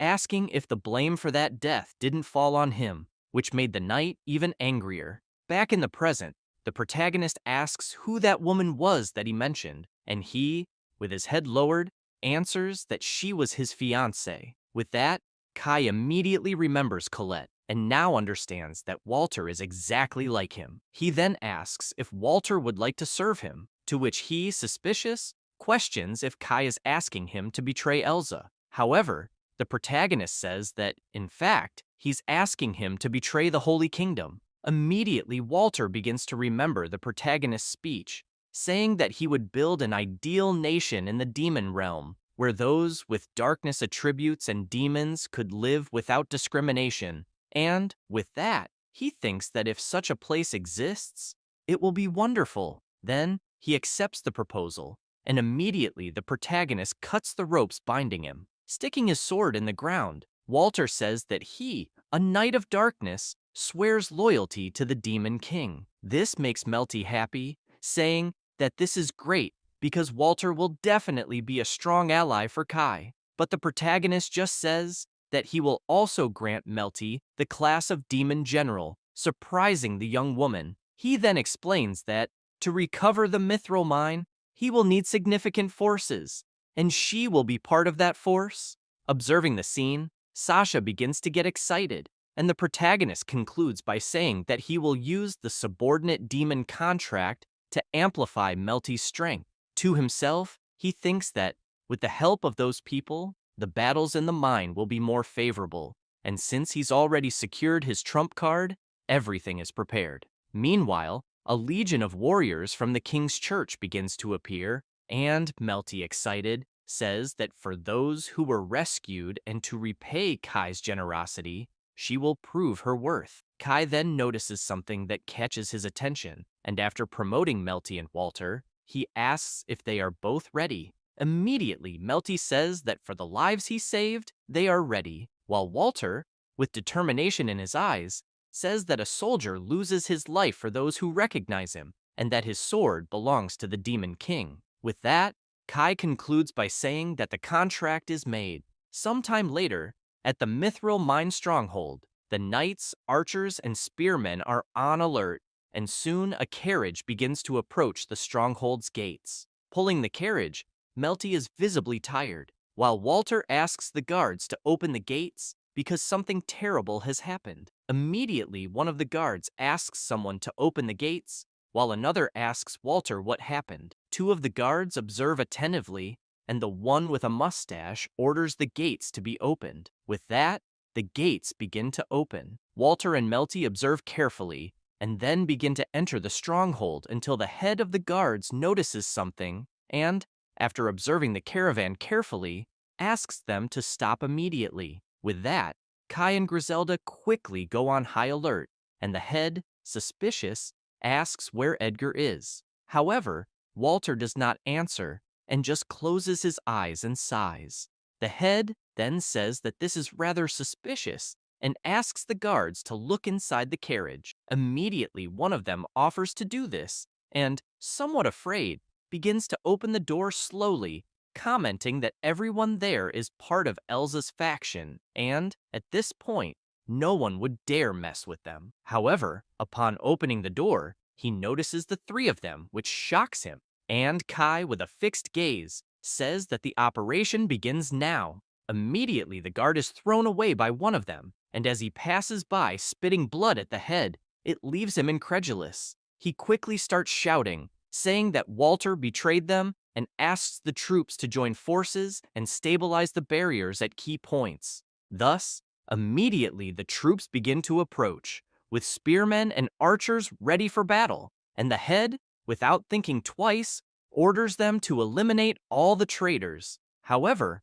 Walter, in an absurdly fast movement, passes by him, leaving a deep cut without the commander being able to react, and seconds later, the head falls to the ground, lifeless. The soldiers are shocked, commenting that the captain was defeated in the blink of an eye, and Walter, showing his own insignia, tells the Demon King that he will resolve things there. Kai responds that he trusts him and will let him handle the situation. With that, he begins running alongside Griselda and Melty, with the guards chasing them and saying they must stop them from reaching the prison. But suddenly, appearing out of nowhere, Sasha joins Walter and says she will take care of the rear, which excites him, saying he'll count on her for that.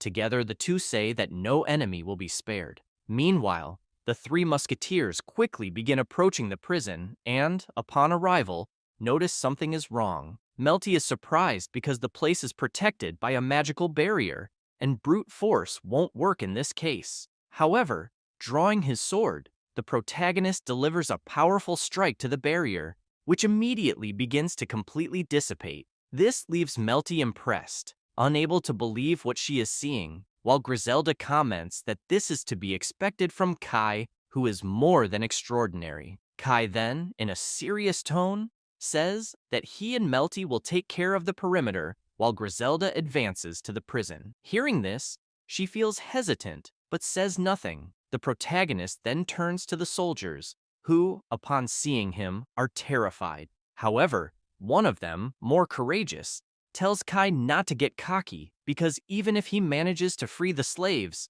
the main forces from the mine will soon return from the demon hunting expedition. And with many ground troops, there is also the Dragon Master, a rare class.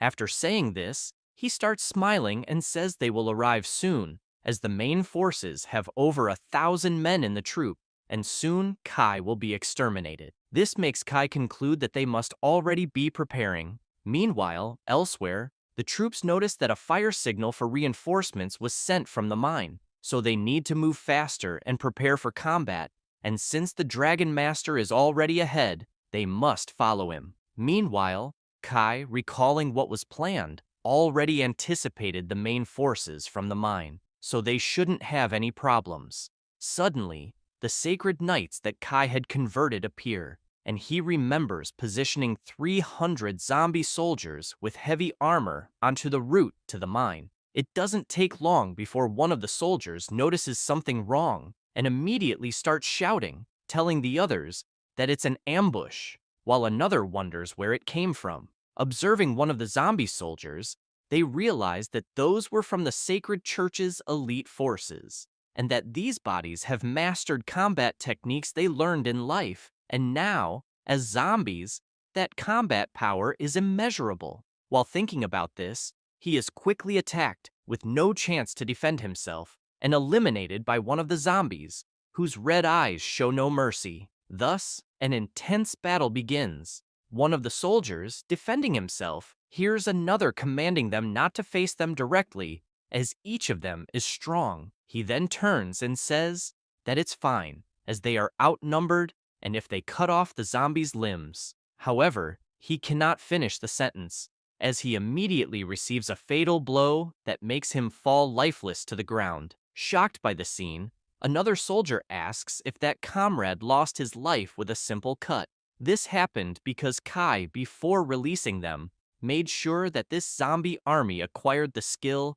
Grim Reaper's Touch, which gives each strike a 5% chance of causing instant death. Back to the battle, the soldiers start running desperately, commenting that they have no chance here and need to retreat. Back at the stronghold, Kai, unaware of a dragon approaching, reflects that at this point, the reinforcements must be on the verge of collapse, and now it's time to deal with the Dragon Master. Then he turns and sees that the dragon has already arrived, while Walter, in the shadow of the beast, notices that it is heading straight for the prison, so he hurries and goes back to defeat the enemies. At the same time, Melty reflects that Griselda will do everything for the demon's liberation, and, looking at her own heraldry, she concludes that she is also stronger now because of Kai's contract, until suddenly, she is stunned as the Dragon Master is already on the roof of the prison, furious and ready for battle. The dragon begins to get more and more irritated, and the master, smiling, tells him to turn that young demoness into ashes, which he promptly does. spitting fire in her direction. However, Melty quickly manages to jump and dodge the attack, taking the chance to mock the dragon, asking if he is blind. But when looking at the destruction caused by that attack, she is shocked, wondering what kind of power that is. While the Dragon Master, smiling, says that slaves should know their place and stay quiet, he continues attacking, launching fireballs in all directions, and Melty, running, tries to dodge the attacks. Fearfully, she says that it's impossible to deal with that flying creature that spits fire. Then the protagonist calmly says, "Abyss of the endless depths, swallow my enemies." And with that, a black hole begins to form. Soon, another hole forms as Melty continues to flee from the attacks. Then she stops and looks back, startled, noticing that the black hole is swallowing the dragon's attacks. Also observing that, the master is shocked, trying to understand what is happening. Meanwhile, the protagonist continues to create an even bigger black hole, which makes the master quickly realize that it is Kai who is doing this. So, he promptly starts descending towards the protagonist, saying that he will exterminate him once and for all. Melty then calls out to Kai, saying that the dragon is very dangerous and that they should retreat for now. However, he, with full confidence, asks about retreating, questioning if they're not there to rescue the slaves. This leaves Melty paralyzed, tears in her eyes, while the master, descending at high speed, says that apparently the young man hasn't been intimidated yet, so he will test him with a charge. He then accelerates even more with the furious dragon. Meanwhile, in the prison, Griselda holds a handcuff with both hands and easily breaks it, releasing a demon wolf who, impressed, ponders how she broke those handcuffs with her bare hands, recognizing that her power is incredible. After freeing all the slaves, Griselda raises her arm and orders them to start running until they notice the dragon outside flying fast. Griselda immediately recognizes it, saying that Elsa's Dragon Master returned faster than expected. One of the demons, also watching the scene, says they won't have a chance to escape, to which the others agree, saying they're doomed. However, Griselda demands silence, irritated, and says that they're there to reclaim the demon nation, leaving all the demons there completely shocked. She continues, saying that the time for submission is over, and it's time to reclaim the freedom that is rightfully theirs. Meanwhile, Melty outside watches the Dragon Master, who keeps advancing until completely out of nowhere, a fireball appears right in front of him, but he swiftly dodges it. Looking down, he sees more of those fireballs coming. Then Kai says that this will be the counterattack, using the Hellfire Barrier, which hits the dragon directly, causing an explosion. He watches closely and sees that the dragon felt the blow, and with that, the beast begins to descend uncontrollably in free fall. The master begins to despair, seeing what is about to happen, but before he can do anything, Melty passes by him, attacking in an extremely fast movement. The dragon, now more out of control, crashes to the ground like a sack of potatoes, while Melty manages to land smoothly. Impressed with what she did, she looks at her own hand, and then sees the Dragon Master lying lifeless on the ground, which makes her question whether she was really capable of doing that. Suddenly, Griselda appears with the slaves, celebrating, and her eyes shine when she sees what Melty did. The MC then starts walking toward the young woman and, with a smile, says that now everyone is free. Then she looks back and sees everyone together, including Griselda, who waves smiling, saying that she did a good job, which makes her extremely happy, commenting that everyone is safe. They get closer, and soon Kai receives a notification congratulating him. He looks around and is notified that for freeing the demons from Elsa's faction, he received 2,000 points. And, while the demons celebrate their freedom, and with the master and the dragon fallen on the ground, defeated, Melty feels grateful that all of this happened. Watching everything, Walter gives a slight smile and asks what Elsa would do if she found out about everything that happened, to which Kai replies saying that Elsa is definitely... Suddenly he stops and, looking closely at Walter, says that that is a great idea. Then he says they should provoke Elsa, leaving Walter surprised and confused. Sometime later, elsewhere, Elsa is taking a bath and a soldier informs her that there is news. He says that the messenger from the Holy Kingdom reported that not only will her noble title be guaranteed, but she will also be recommended to join the hero squad to defeat the Demon King. Hearing this, Elsa smiles, and lying in a bathtub with a fortune in gold around her, says that everything is going as planned. Playing with the coins, Elsa, an ultra-rare class magic swordswoman, also says that she can't stop smiling. She also points out that she has developed a special fondness for that castle, which, by the way, is far too grand for Griselda. Then she gets out of the bath and asks a bunny girl what she thinks about it, making her uncomfortable. With a mischievous smile, she points out that even a useless demoness like the bunny girl must understand what that means. And, seeing that the young girl says nothing, she grabs her by the ears, demanding an answer. With that, the bunny says she agrees, stressing that the castle is perfect for Elsa. Then Elsa, still smiling, says she's glad she agrees and absolutely out of nowhere grabs her by the arm, activating a spell, making the poor bunny girl writhe in pain. However, Elsa tells her to be quiet and asks if she changed her mind, while the bunny begs her to please stop. Elsa, however, continues, laughing more and more. Looking at the bunny and seeing her suffering, Elsa concludes that it's very fun to torture little girls like her. After some time, the young slave collapses to the ground, and the Demon Queen says she feels very powerful, pointing out that since she obtained the rare class of Magic Swordswoman,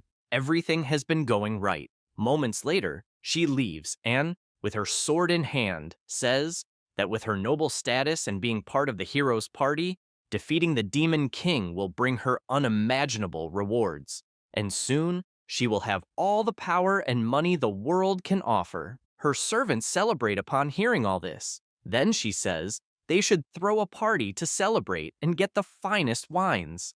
After grabbing one of the bottles, she says that a glass of that wine costs more than the salary of any of those animals she calls servants, so they should be grateful just for being able to look at it. Suddenly, a loud noise catches them by surprise, causing concern, leaving Elsa puzzled, asking what that is, until a guard appears saying they have a problem. Desperate, he says there are monsters there, but before he can do anything, something bursts through the castle wall, throwing the servants away. Immediately, Elsa grabs her sword, wondering what kind of monster it could be, until a colossal dragon appears in the hole left in the wall. This shocks Elsa, who wonders if that is really a zombie dragon, as she didn't know such a monster existed in that region. Then the dragon starts talking, introducing himself as Kai, the Demon King, and informing them that he has conquered the Mithril Mine. Hearing this, Elsa begins to panic, and Kai continues, saying the dragon, now without a master, serves him. At that, one of the servants promptly recognizes the dragon, while another, in shock, asks if the dragon rider master has been exterminated. Kai, controlling the dragon, doesn't respond, and simply says that Elsa stole his life and, moreover, the woman he loves, and for that reason, he will take everything she has. She then replies that she doesn't know what he is talking about, and irritated, claims that she loves taking things from others, but despises when something is taken from her, and she can't wait to see what will happen. Gripping her sword even tighter, she says Kai will regret making her angry. Immediately, Kai begins to use an ability that emanates from the dragon's mouth, saying he can't wait for this. Then, he attacks using a dark power, stating that Elsa will suffer endless pain. Quickly, the Cursed Breath ability heads toward Elsa, who, realizing the attack, notices she won't be able to dodge or defend, because if the attack hits her, she'll be cursed. With that in mind, she grabs one of the servants, who instantly panics, and cruelly uses him as a human shield. Taking advantage of the dragon still attacking, she flanks and, increasing her sword's power, uses the Crimson Flame Slash, delivering an attack that destroys and burns everything in its path.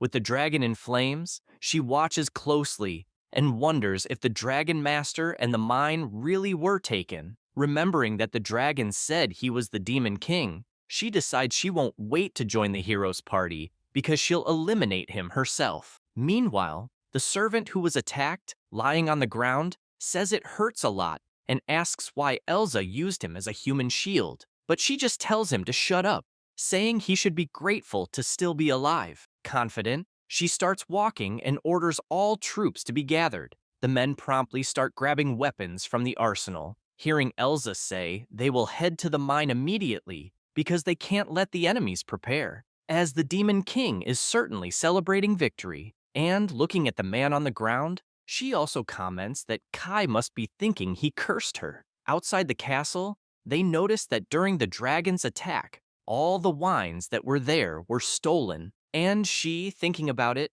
starts trembling with rage, commenting that that bastard is taking everything that belongs to her, and for that reason, she will never forgive him. Sometime later, galloping at high speed, Elsa keeps saying to herself that she will not forgive that. With her subordinates, she advances quickly, passing by the bodies of her fallen servants on the ground. She continues until she reaches the gate of the mine. Furious, she rears the horse, wondering how that bastard dares to take the mine from her hands. She thinks she will annihilate that so-called Demon King, Kai Austin. Suddenly, a noise is heard coming from inside the gates, and one of the subordinates, startled, asks what that noise is. He turns to Elsa and asks if they are really having a party in there. That makes Elsa even angrier, questioning how long those idiots will keep mocking her. Then, she draws her sword engulfed in flames and orders her troops to exterminate everyone inside. Immediately, they break down the gates. Advancing to attack, she orders them to spare neither women nor children and to make those wretches pay with blood. However, to her surprise, only 2 young demons are there, playing instruments. That leaves her paralyzed for a moment, not understanding anything. Before she could say anything, the demons start running desperately, leaving the instruments behind, which confuses Elsa even more, until out of nowhere, Walter attempts a surprise attack, jumping with his sword and commenting that Elsa really had the guts to come there. While he was still in the air, inches from landing the attack, Elsa realizes it's a trap and manages to defend herself effortlessly. Intrigued, she turns to see who attacked her and quickly recognizes Walter, while he, smiling, says he already expected her to defend the attack. With a quick movement, she throws Walter back, catching him by surprise. With several skills activated, she reflects that she is always underestimated and, with a harsh look, asks how much the Demon King paid him to do that. However, Walter does not answer, as he is astonished by all the skills Elsa possesses. The swordswoman then wastes no time and, using her skills, disappears from where she was in the blink of an eye, quickly appearing behind Walter. With a wicked smile, she says he already knows what happens to traitors, leaving him in shock. She activates the crimson flame on the sword to attack. However, when she turns, she comes face to face with several zombie knights. Observing them more closely, she is shocked, wondering if the fort's guards also betrayed her. Seeing that they are falling apart, Elsa questions why the hell they became zombies.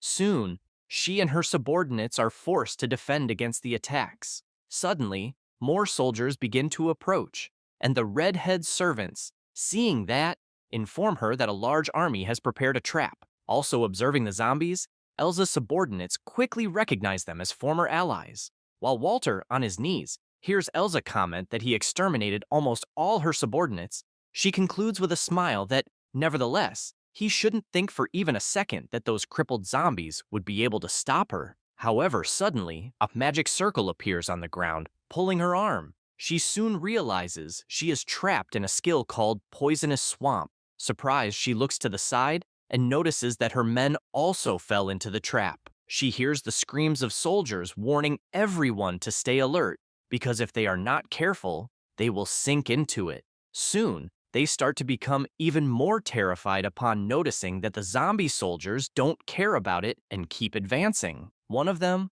almost messing himself in fear, notices he's starting to be swallowed by the swamp. Watching the scene, Elsa can't believe what she's seeing. Suddenly, Kai appears, commenting that Elsa was quick to notice the trap and emphasizing that it's a paralyzing poison. Even so, she is undeterred and angrily asks if he's the Demon King, saying she's surprised he's a demon. Confused, she wonders if it was really him who created the poisonous swamp, and concludes that his class is probably that of Supreme Mage. Meanwhile, her men start getting massacred by Kai's army, and the soldiers scream, asking for permission to retreat. However, the swordswoman remains firm and orders them to shut up and deal with it like men. Still, thinking to herself, she gets irritated by the zombies getting in the way and considers that maybe she'll have to turn everything into a sea of fire, including her own subordinates.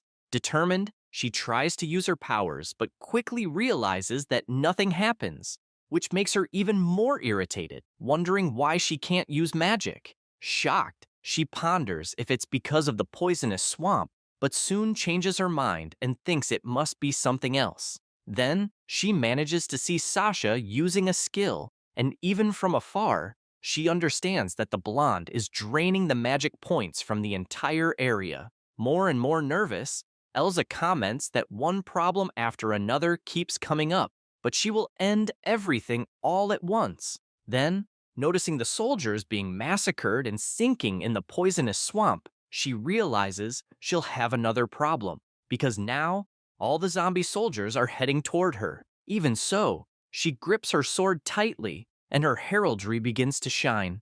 Then the MC calls her and says that whenever she's cornered, she always reacts the same way, using the limit cancellation, questioning if that's right. This leaves the redhead completely shocked, wondering how he knows about the ace up her sleeve. In a serious tone, Kai asks why she doesn't try using it, and she, with a smug smile, says fine. Suddenly, one of the soldiers starts screaming, warning that the enemies keep approaching. However, she ignores him and tells him to shut up. Then Elsa activates her ability, saying that Brat will regret provoking her, and the soldiers, watching in shock, beg her to please stop, because everyone there will burn in the marble of hell if she does that. Nevertheless, she ignores them, and, raising her arm, uses the limit cancellation. With that, noises begin to emerge, until suddenly, a powerful shockwave is released, throwing everything and everyone far away. Resisting the enormous pressure, Walter asks what the hell is happening, and Elsa, with a determined look, faces Kai and continues to emanate an increasingly strong power. Kai watches the scene closely and notes that Elsa's highest level enhancement skill triples all attributes for 5 minutes, and, with that, she soon starts moving quickly, saying she will show the difference between her level and Kai's. She stands face to face with the zombies, staring them down, while her subordinates scream for her to stop, because they'll be screwed too if she continues. Even so, she coldly says she doesn't care, and with a single sword strike begins cutting everything in her path, including her own servants, without mercy. Even from afar, it's possible to see the powerful blow delivered by the redhead, and the MC, analyzing the scene, concludes that the new magic attack was completed. He fixes his eyes on that powerful attack, impressed and paralyzed, until an explosion hits the place where he is, leaving Walter and Sasha worried, shouting for him. It doesn't take long for the dust to begin to settle, and to their surprise, Kai remains intact even after the attack. This leaves Elsa equally impressed, wondering how he was able to remain standing after that powerful blow. But the MC just looks at her as if nothing had happened. Incredulous at it all, Walter asks Elsa if she really landed that strike, and Kai, still with his hand extended after defending himself, comments that apparently the redhead is still in her growth phase. Meanwhile, sinking into the poisonous swamp, one of the soldiers, soiling himself in fear, says he's witnessing a battle between real monsters. Looking at his own hand, Kai reflects that even 5 years from now, even with all his power, he might not be able to stop Elsa. However, he knows what her weakness is. He remembers that, in his past life, he had asked if she was okay, thinking that since her limit cancellation had ended, all her stats would be halved for 24 hours. However, she simply told him to shut up and stay away, calling him trash. Back in the present, Kai crouches down, unconcerned, and asks if she shouldn't hurry, as a minute had already passed, and she, still determined, retorts by questioning how far he can go. But completely out of nowhere, one of the soldiers calls for the Demon King and, together with his companions, trembling with fear, announces that he is surrendering, emphasizing that they can't go on with that crazy woman, and immediately his companions begin to say the same. This makes Elsa angry, calling them ungrateful bastards. And the MC, seeing that, says it's fine, but warns that they will have to prove whose side they are really on, which they promptly agree to without hesitation. With that, the swordswoman notices another problem has arisen, and before she can say anything, the soldiers charge at her to attack together, but she manages to dodge. Elsa then grabs her sword firmly and, irritated, asks if they really think she will allow them to join that scumbag. However, surprisingly, one of the soldiers grabs her by the neck as she can no longer move due to the swamp's poison. With that, Kai approaches, commenting that apparently she managed to resist it with her poison resistance skill, but now, finally, the swamp is taking effect. Fearing what might happen, Elsa begins to feel afraid upon hearing Kai say that now she is no longer a threat. Then, promptly, he orders the soldier to release her, and thus, the redhead falls face first into the poisonous swamp without showing any reaction. Seeing that scene, the MC reflects that this poisonous swamp might also be useful in real combat, and says he never imagined he'd see Elsa crawling so pathetically. He remembers when she humiliated him and stepped on his head, and continues watching her slowly agonize under the swamp's effect.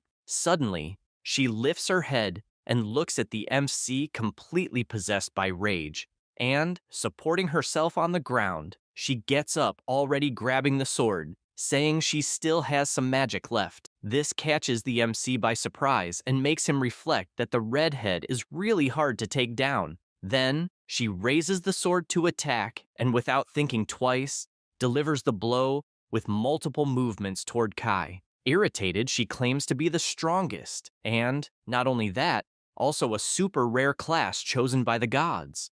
Completely consumed by fury, she screams, emphasizing that she is a spellblade. However, Kai simply raises his arm, showing the heraldry to her, and, using a magic circle, says she probably never imagined she would be defeated by a mere dark mage. Elsa is completely shocked when faced with that, and, with no time to react, is attacked from all sides by the Hellfire skill that Kai used. And, as a result, Elsa has her body completely pierced, looking like a sieve. Gravely wounded, she starts coughing up blood and writhing in pain, but still trying to hold on, she places her hands on the ground, still feeling sick and in disbelief, asks what the hell Kai really is and what his problem is with her. He simply replies that he made a promise, and Elsa, smiling, says she has no idea what he's talking about. Even trembling, she manages to stand up, almost exhausted, and says that despite all of this, one thing has become clear, the fact that she cannot defeat him. This leaves the MC confused, not understanding what she is trying to do, and the redhead, after wiping her bloodied mouth, throws a piece of clothing to the ground. She begins to walk toward Kai like a model, and with all the charm in the world and a seductive look, Elsa asks Kai to make her the woman of his life. Hearing those words, the MC is paralyzed, unable to react, while Walter and Sasha, visibly irritated, comment that that woman is truly shameless. Even her former subordinates are surprised by that attitude. Kai remains unresponsive, silent, and Elsa continues, claiming to be strong and beautiful, and that for that reason, the Demon King should take her. However, something starts to appear beside her, and soon a small explosion hits the warehouse behind Elsa. She turns, startled, to understand what's happening, and the MC, after creating that explosion using his abilities, tells the redhead that it's better if she doesn't mess with him, because next time she will be the target. Moments later, Griselda begins to approach, telling Elsa that for a moment she thought Kai would exterminate her, but it was he who decided to keep her alive for now. Immediately, Elsa recognizes Griselda, and she, with her arms crossed, says she's surprised Elsa remembered her, because she thought it would be easy to forget the face of a slave. However, the swordswoman smiles, saying she remembers Griselda because she was sold for a good price, and, provoking, asks if she's there to be sold again. But Griselda just stands with her arms crossed beside Kai, and with that, Elsa is shocked, asking why she is there, and if she is really working with the Demon King. Griselda says nothing, and just watches coldly. Then the redhead gets even more irritated, saying that now she realizes that it was Griselda who planned everything. Immediately, she grips her sword tightly, preparing herself, and charges at Griselda, saying she will annihilate that slave. Watching the scene, Walter and Sasha become worried, shouting for Griselda and asking how that demoness is still able to move. Also watching the dust rise from their fight,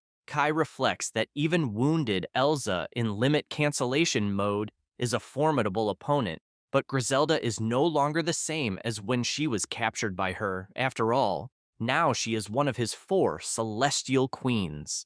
The redhead is completely astonished by Griselda's current powers, and soon hears her saying that normally she would like to take Elsa's life with her own hands. But suddenly, a spell appears at a terrifying speed. It is none other than Griselda, restraining Elsa with her powers, while Elsa, completely bound, asks how that slave got so strong, to which Griselda responds that she merely swore loyalty to Lord Kai. Shocked by this information, Elsa can't understand what it means. Then she begins trying to break free but fails miserably and concludes that her limit cancellation is wearing off. With that, Griselda makes a simple gesture, closing her hand, and the magic she is using begins to strangle the redhead, who can't react and starts to panic. Distressed, she begins to say that she swears loyalty. Then MC tells her that he will give her all the fortune he possesses, asking if she understands. And she, being strangled and angry at the same time, surrenders and says it's fine. A few hours later, that same night, Griselda celebrates by shouting, saying they really made it. With a glass of wine in her hand and sitting on the throne next to Sasha, who is crying with emotion, she says she never imagined she would sit on that throne again. Walter then approaches and asks if it's really right for someone so short to act like the Demon King, which makes Griselda irritated, and she asks him to repeat what he said. Sasha, also drinking wine, says it's okay because if Griselda is there, she will serve as Lord Kai's representative splendidly. Meanwhile, a little farther away, Elsa arrives startling Merle and, calling her Kitty, asks her to explain what needs to be done to break the contract she made with the Demon King. However, to her despair, Merle only replies that she doesn't know. Then Kai approaches, asking the redhead where she thinks betrayal begins. This catches her by surprise and frightens her. Then MC extends his hand over her head and seals the pact, saying he grants Elsa the rank of one of the 4 celestial kings and queens. With that, the heraldry on her hand changes, but even so, she smiles and says that Kai should enjoy it while he can, because someday she will tear his head off. This irritates MC, so he says he will make it very clear, stating that this is a contract of servitude, and if she betrays him, she will die. This leaves Elsa absolutely shocked, nearly having a heart attack. Frustrated, she throws herself on the ground grumbling, leaving Merle and Melty watching, intrigued. With that, the Demon King begins to walk away, tired of it all, and, remembering Colette, he reflects that to rescue her, and unfortunately, he will need Elsa's limit cancellation. He also recalls the nearly impenetrable magic barrier of the capital of the Holy Kingdom. Even Griselda, as a demon queen, won't be able to break it, and if she manages to destroy just that, he can handle the rest himself. Shedding a tear of longing, Kai thinks to himself that the time is almost near. Suddenly, Griselda appears, interrupting his thoughts, informing him that the envoys from the Red Scorpion's mercenary group have just arrived. This surprises MC, who says he didn't expect it to be so soon, and commenting that it's a negotiation with demons, takes the opportunity to ask if she would also like to join. Griselda is moved by the invitation and says it would be an honor if he doesn't mind, but asks if, once the talks are concluded, he will leave immediately, which he confirms without hesitation, pointing out that he must depart as quickly as possible. This moves her even more and makes her comment that he must really care a lot about Colette. MC is surprised by that comment, but covers it with a smile, saying yes. Griselda then turns dramatically and, anguished, says she will proceed with the plan and wait for him. As she walks away with her head down, Elsa comes running, agitated, calling for the Demon King. And, as they talk on the castle balcony, a man watches from below. He is a member of the Holy Church, who says he is in disbelief witnessing all of it. Observing the conversation between Elsa and Kai, he wonders if the red head was really defeated by the Demon King, and concludes that he needs to report it to Lord Johann immediately. But suddenly, the creepy dragon starts descending toward the man, and, approaching him, asks if that man is one of Johann's subordinates, commenting that by order of Lord Kai, he will also help them as an informant. Then the dragon extends its claws toward the man, who is shocked, asking if that is a high-rank demon, but unable to react, he is easily captured by the frightening demon. Meanwhile, elsewhere, observing a dress, Johann tells Colette that she is very well dressed, and looking the beautiful young woman up and down, he calls her Lady Colette, the saint. Observing the mark on Colette's neck, Johann smiles. A few days earlier, in the capital of the Celestial King, two maids present clothing to Colette, and soon one of them, finishing dressing the saint, says she looks wonderful. However, Colette, shaken by being trapped there, just lowers her head and says nothing. She remembers when she was captured by Johann and said she would not return to the capital because she was with Kai, which made Johann, mocking, say that in fact she was referring to the Demon King and pointing out that she would never see him again, left her worried. Sometime later, in the capital, on a quiet night, Johann observes the saint attentively, smiling while the maids continue adjusting her clothes, adjusting his glasses, and with that evil smile, Johann says that she is truly beautiful, worthy of a saint, and a perfect match for him. This immediately catches Colette's attention and makes her ask what he means by that. Suddenly, a blonde young woman appears, opening the door and calling for Colette. She approaches the saint and says she was very worried about her because she heard she was kidnapped by the Demon King. Colette is equally surprised to see that young woman and calls her Princess Angelica. Angelica then says that must have been terrifying and asks if the Demon King did anything to her, and Colette responds that it wasn't like that and that she must have misunderstood things. Meanwhile, Johann just observes the interaction, and soon a man appears,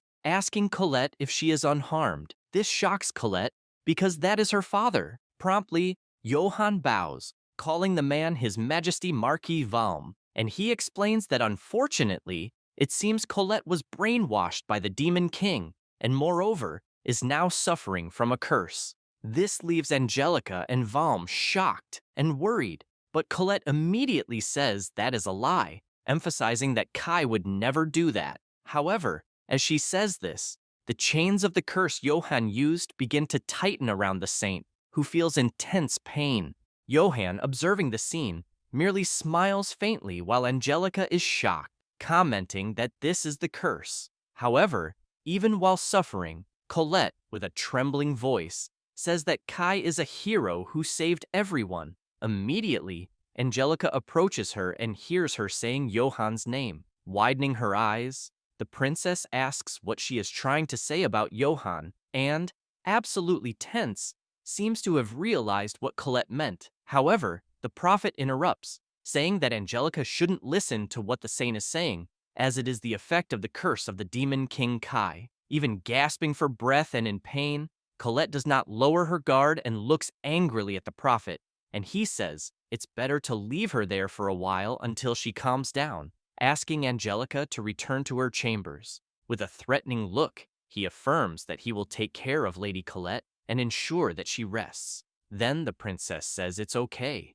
though still worried, and as soon as she leaves, Johann approaches Valm, saying that he is witnessing the curse with his own eyes. The Marquis watches his daughter, stunned, and hears her begging, please, for him to listen to what she has to say, reaffirming that Kai is not a villain.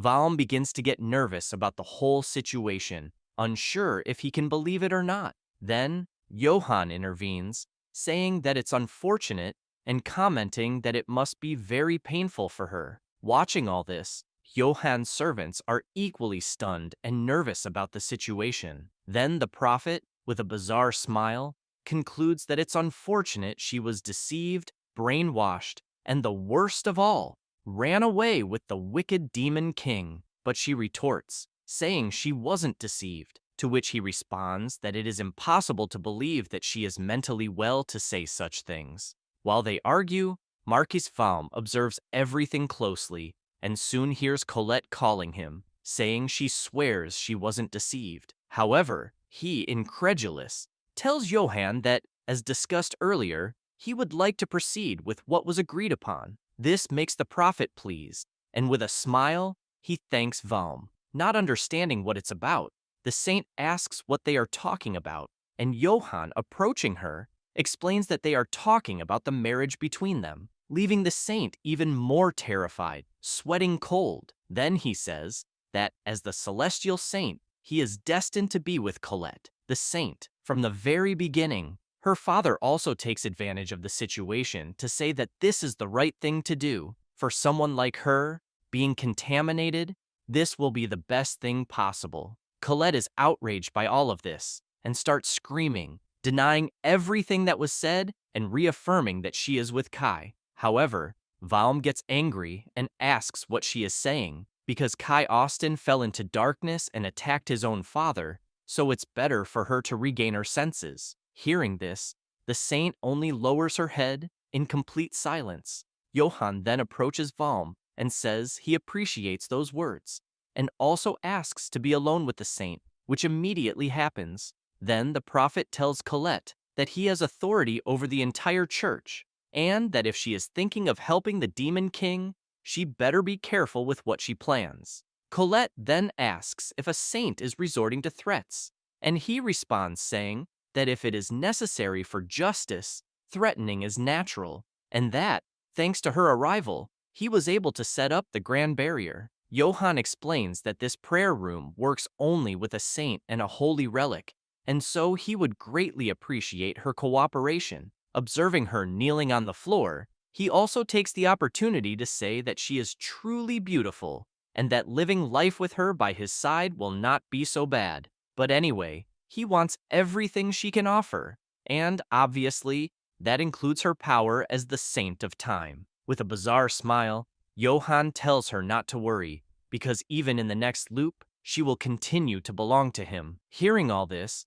Colette begins to feel oppressed, but thinks that this will definitely not happen. With tears in her eyes, she thinks that she just wants to be with Kai. She looks fixedly at Johann and loudly says that she would rather die than be with him, leaving the foolish saint shocked. She remains firm, saying that if Johann forces her to obey any command, she will choose to take her own life. The prophet says that this is ridiculous, and grabbing her by the dress, says that if she does that, the demon king. However, she interrupts him, saying that Kai will never lose to a farm chicken like him. Even irritated, Johann tries to control himself and simply says fine, because he has all the time in the world. Suddenly, Matteo appears at the door, and approaching the prophet, says that he needs to report something urgent. Angry for being interrupted, Johann asks what it's about, and Matteo, seeing that the saint is there, says it's better to talk in another place, leaving Johann even more irritated. Even so, he begins to leave the room while Matteo takes the opportunity to approach Colette with a book in hand, saying that this is a document entrusted to him by one of her personal maids, who asked him to deliver it when she had some time alone. Still shaken, the saint takes the document, and Matteo leaves the room, closing the door and leaving her alone. After a few minutes, still alone in the room, Colette wonders what she should do. Holding the document in her hands, she wonders if Kai even knows that she's trapped there. Blaming herself, she reflects that if she hadn't lowered her guard, even the archdemon wouldn't have died. Then she decides to read the document and soon finds a note between the pages.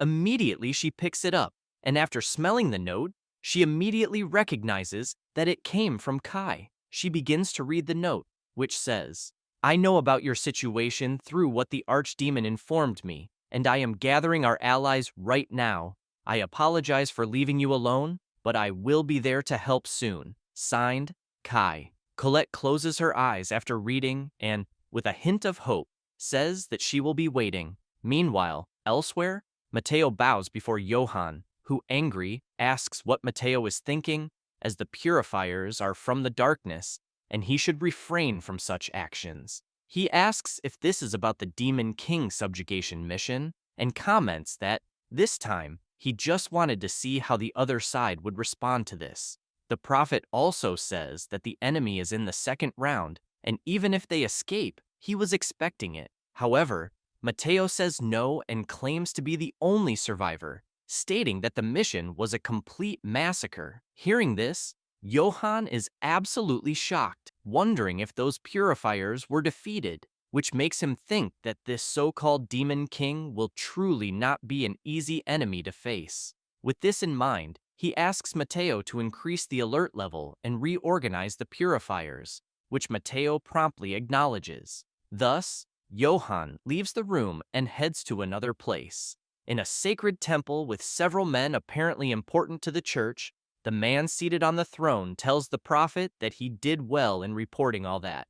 Johann simply lowers his head in respect, and the old man asks for the candidates for the heroes group, including Johann, to be gathered and assigned to the protection of the Holy King's capital. With a serious tone, he affirms that the Demon King will be dealt with by the Holy Church. After hearing the orders, Johann says he will do as commanded and reflects to himself that this will be a colossal battle, definitely the end of the Demon King. Meanwhile, in the Demon King's castle, Mateo enters a room and greets the protagonist, who responds saying he is glad to see him again. Mateo then informs him that he delivered the letter to Colette, and worried the protagonist asks about his beloved.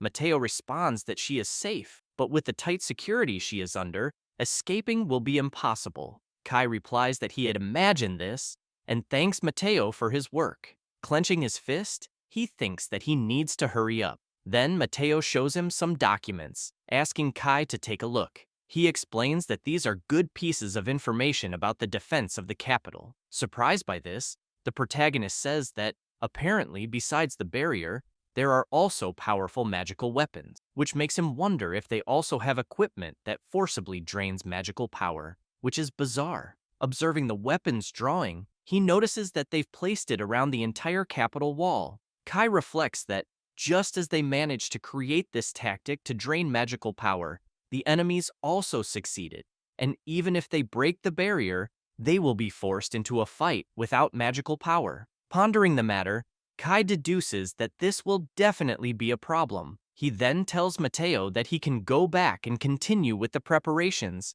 and returns to thinking about what he could do, but quickly has an idea. Meanwhile, elsewhere, an axe nearly hits Elsa, who, holding a bottle of wine, asks what the hell that is among the smoke. A colossal figure appears, asking if she is Elsa. He places the axe on the ground, which immediately starts to break, and Elsa, shocked, looks to the side and realizes that the tower behind her is also splitting in half. Moments later, the tower begins to collapse. Watching the scene, the redhead comments that this power is truly incredible, and while the tower falls, the giant says that he is there to take the Demon King's territory. Elsa then leans on her sword and, rising, smiles, and informs him that the territory has already been taken. The giant is shocked by the information and asks if it was the demons who were responsible for it. The redhead, incredulous about that question, replies that in fact it was the humans. This enrages the being, shouting that now he realizes nothing has changed, and he will first exterminate that idiot and then deal with those humans. However, Elsa, with a smile, simply says that he is a very big guy. Suddenly, Walter appears, accompanied by Sasha and Griselda, asking if that is an enemy attack and if that is a demon. The giant then looks back, and Griselda is astonished by the scene in front of her. She sees Elsa using her full skill improvement and asking why the monster is looking away, stating that she will charge forward. Her sword starts to catch fire, and she quickly attacks using the flame slash. Instantly, the giant tries to react by defending, and Griselda, still shocked, recognizes the being. Meanwhile, Elza's strike is about to hit the opponent, but suddenly both attacks stop before colliding, leaving them both confused about what is happening. Watching his attack being stopped, the giant cannot understand what the hell is going on, until amidst the powers, Kai appears, holding both with little difficulty and a not-so-friendly look. He says that he is here, and upon seeing him, Elza cannot believe it, just like the giant, who is shocked and trembling, asking how that guy managed to stop the attack. Kai then says that he is causing a lot of chaos there and asks who the hell he is. The giant responds by stating that he is Balrog. Immediately, Griselda recognizes him and points at him, smiling, and he, also smiling, says he is glad to see her alive and calls her princess. Watching the scene,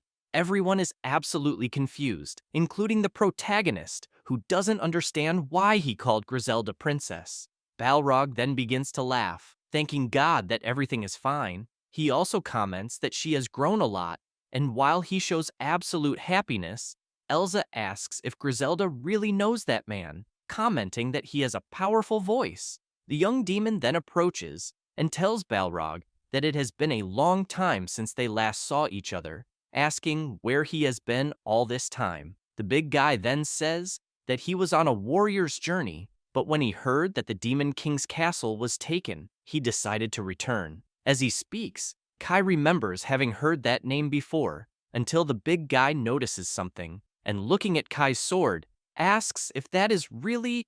Griselda confirms that it is the sword he's thinking of, and introduces the protagonist as Kai-sama. However, Balrog doesn't recognize him and murmurs the protagonist's name. Everyone watches in silence, still stunned, and with that, Griselda says that apparently she will have to explain everything that has happened so far. Sometime later, inside the castle, Kai and Balrog face each other, and the protagonist, observing him closely, reflects on the fact that he is an ogre and remembers that ogres are the strongest race among demons, possessing insane power. He observes Balrog's muscles and veins. However, Walter interrupts him and informs him that the preparations for the operation are almost ready, and Kai responds that he will join them soon. Intrigued by all this, Balrog asks the protagonist what he is planning. Suddenly, Griselda appears, and seeing the big guy angry, she tries to disguise it, telling the protagonist that she will introduce the strong man again. She explains that he was one of the 4 sacred kings, according to the prophecy of the former demon king, who was her father. This information immediately surprises Kai, who remembers meeting him in his past life, and that man was very strong, and even now, 5 years later, he remains a strong opponent. Balrog then comments that he doesn't understand what is happening, and asks if humans and demons are joining forces. However, everyone remains silent, not saying a word. Then, Balrog lowers himself, calling for the protagonist, and asks why he has that sword, which belongs to the Demon King. The protagonist then remains silent for a brief moment, and soon affirms that it is because he himself is the Demon King, leaving the big guy absolutely shocked and asking him to repeat what he just said. At that moment, the protagonist reflects that it's natural that Balrog doesn't accept this, as it's hard for him to understand that a mere human is suddenly declaring himself as the Demon King. Griselda then calls the big guy's attention, asking him to stay calm, as they owe their lives to Kai, who saved them, and Sasha adds that not only that, but he also fought for the liberation of the demons, and they all swore their loyalty to Kai-sama from the bottom of their hearts. Balrog then looks at everyone present, still suspicious, asking if they are really loyal to a human. With just one hand, he crushes one of the castle's pillars, and with a vacant look, he asks Sasha if she has forgotten the Demon King's last words. The blonde gets uneasy at that, and Balrog concludes, telling everyone there to pay attention because he doesn't know any of the nonsense they are talking about. And now that the Demon King is gone, his daughter, Princess Griselda, needs to exercise her right to the throne. She only hears all of that, and the big guy continues, saying that a human being the Demon King is impossible. However, Griselda intervenes, saying that she understands what he is saying, but Kai has the qualities and strength of a true Demon King. Still irritated, Balrog grits his teeth in anger. Then the protagonist calls him and says that they are about to launch an attack on the Holy King's capital, so Balrog can decide whether to recognize him as the Demon King or not.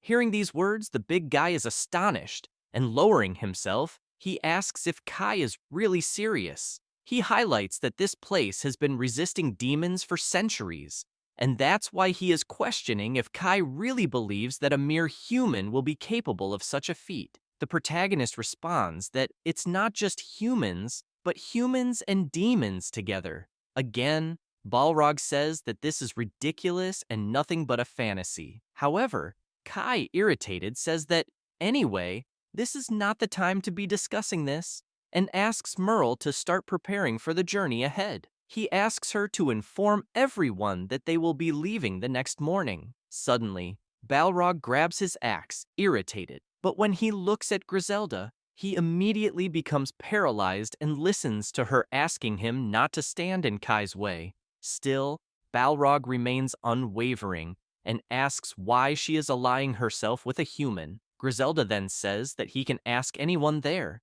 as the vast majority of them were saved by Kai-sama. The big guy then looks at everyone there, the cat-eared sisters and the various demons, and says that it cannot be true. Frustrated, he cannot understand all of this. He then goes to the palace door and, outside, wonders who the hell that human is, as the late Demon King's wish was for his daughter to take the throne. But then he notices something, and looking ahead, he sees two other demons.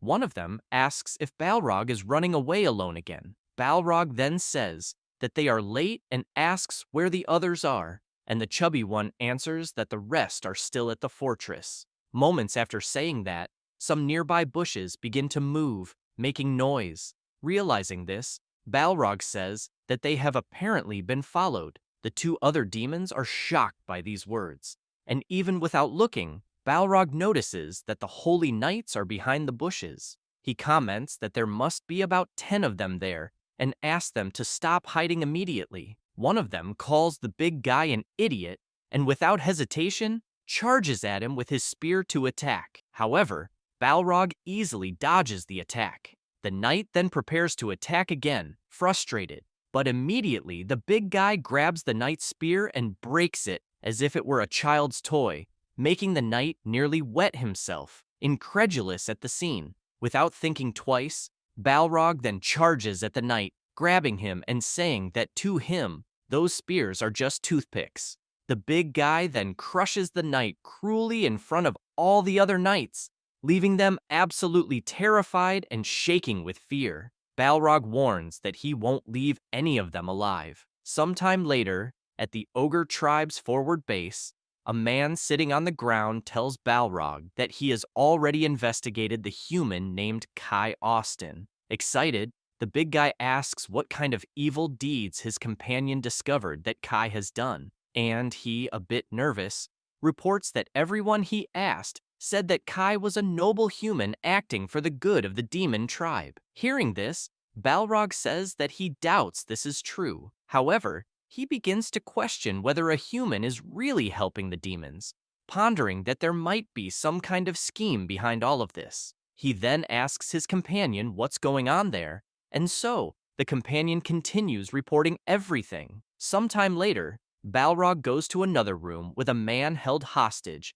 and another ogre wearing a mask. He looks at his companion, who gives him a thumbs up. Then Balrog takes the man's hood off and asks if he is ready to speak now. The man says yes, and begins to say that the role of that man is to lure the demon tribe to the Holy King's capital. Pretending to know nothing, Balrog asks which man and what he is talking about. The man continues, saying that he is the son of a captain of the Holy Knights, and that it's impossible that he is an ally of the demons. The ogre is shocked hearing all this, and the man, desperate, screams that Kai is a traitor among humans, as he was one of them, the knights.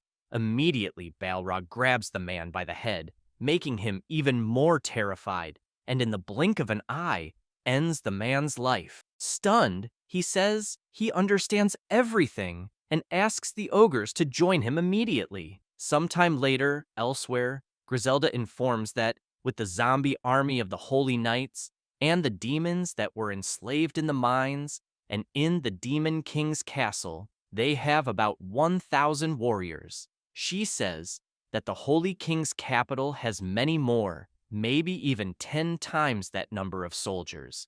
And in addition, they have the powerful magical barrier and weapons.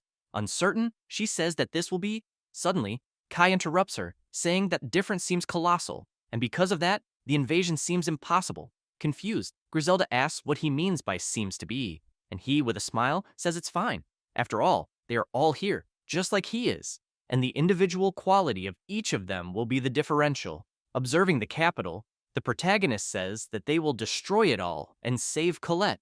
With this, Griselda gets excited and says she is ready for action, but suddenly, one of the demons approaches them, saying to Kai that a messenger from Balrog is here, and that is enough to make the protagonist worried. Moments later, Kai hears the messenger apologizing profusely. Observing the ogre's expression, Kai reflects that this is not the right way to apologize, and the ogre, kneeling, says that Balrog wants to apologize for the previous day and asks Kai to accompany him to the ogre village as they have prepared a feast for him. The protagonist then says that inviting him to apologize is somewhat selfish. Intrigued, he wonders what's behind this sudden change of behavior, since Balrog doesn't seem like the type to change his mind overnight, and with that, he says he will accept the apology, but he is busy at the moment. Hearing this, the ogre takes a deep breath and, standing up angrily, asks if Kai knows what it means to refuse an invitation from the ogre tribe.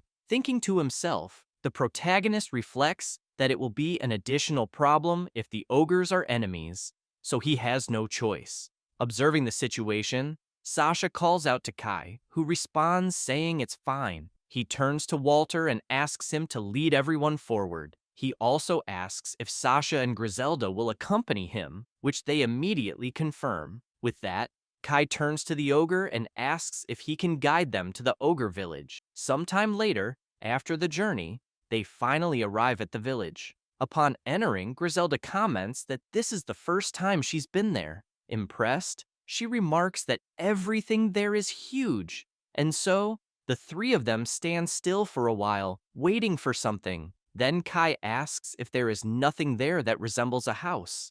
The ogre, confused by the question, says that they don't need such things, as they have no enemies to challenge them. Kai, looking discreetly, notices the giant's heavy armor and asks why he wears that armor if there are no enemies. The big guy then stands up and says that actually it's a coincidence, as they are returning from a battle. Hearing this, the protagonist remains suspicious, realizing that something is wrong. Moments later, feeling an aura, Sasha, frightened, calls Kai telepathically, and he responds that he understands that something is wrong there. The ogre then asks if the protagonist has more questions, and he, observing, reflects that ogres shouldn't possess magical power and wonders why he is sensing such power there. The big guy then says they must hurry as Balrog is waiting for them. Moments later, they arrive at a grotesquely large cave, and the ogre immediately says they can enter. With that, the protagonist deduces that someone must be waiting for them just ahead, and the ogre, with a bizarre look, tells them to enter. Observing the big guy with his hand extended, Kai begins to think carefully about it, but still enters the cave, following the big guy. Looking around, he notices that the cave seems to be the center of the ogre village, and probably has some kind of trap prepared to catch them. Moreover, noticing the presence of magic, he deduces that there must be more than just the ogre tribe there. With this in mind, he asks his allies to stay alert. After walking a little more, they reach an entrance covered by a curtain. Undaunted, Kai enters the place and is soon greeted by Balrog, who welcomes him. And with a smile, he also welcomes Griselda. Intrigued, Kai is surprised that there are only ogres there. Then, he says he is in a hurry and would like to leave without taking too long. With this,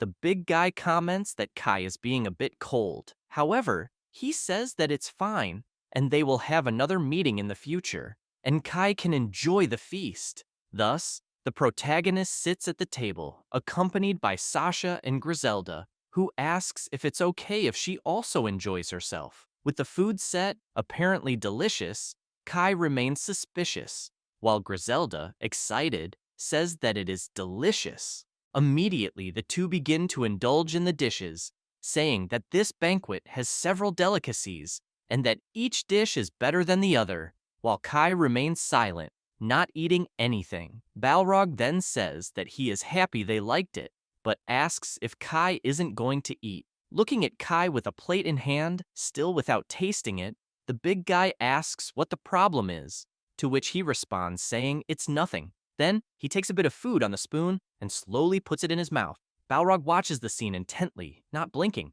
and after tasting it, the protagonist says that it is delicious. The ogre then says he is happy that he also liked it.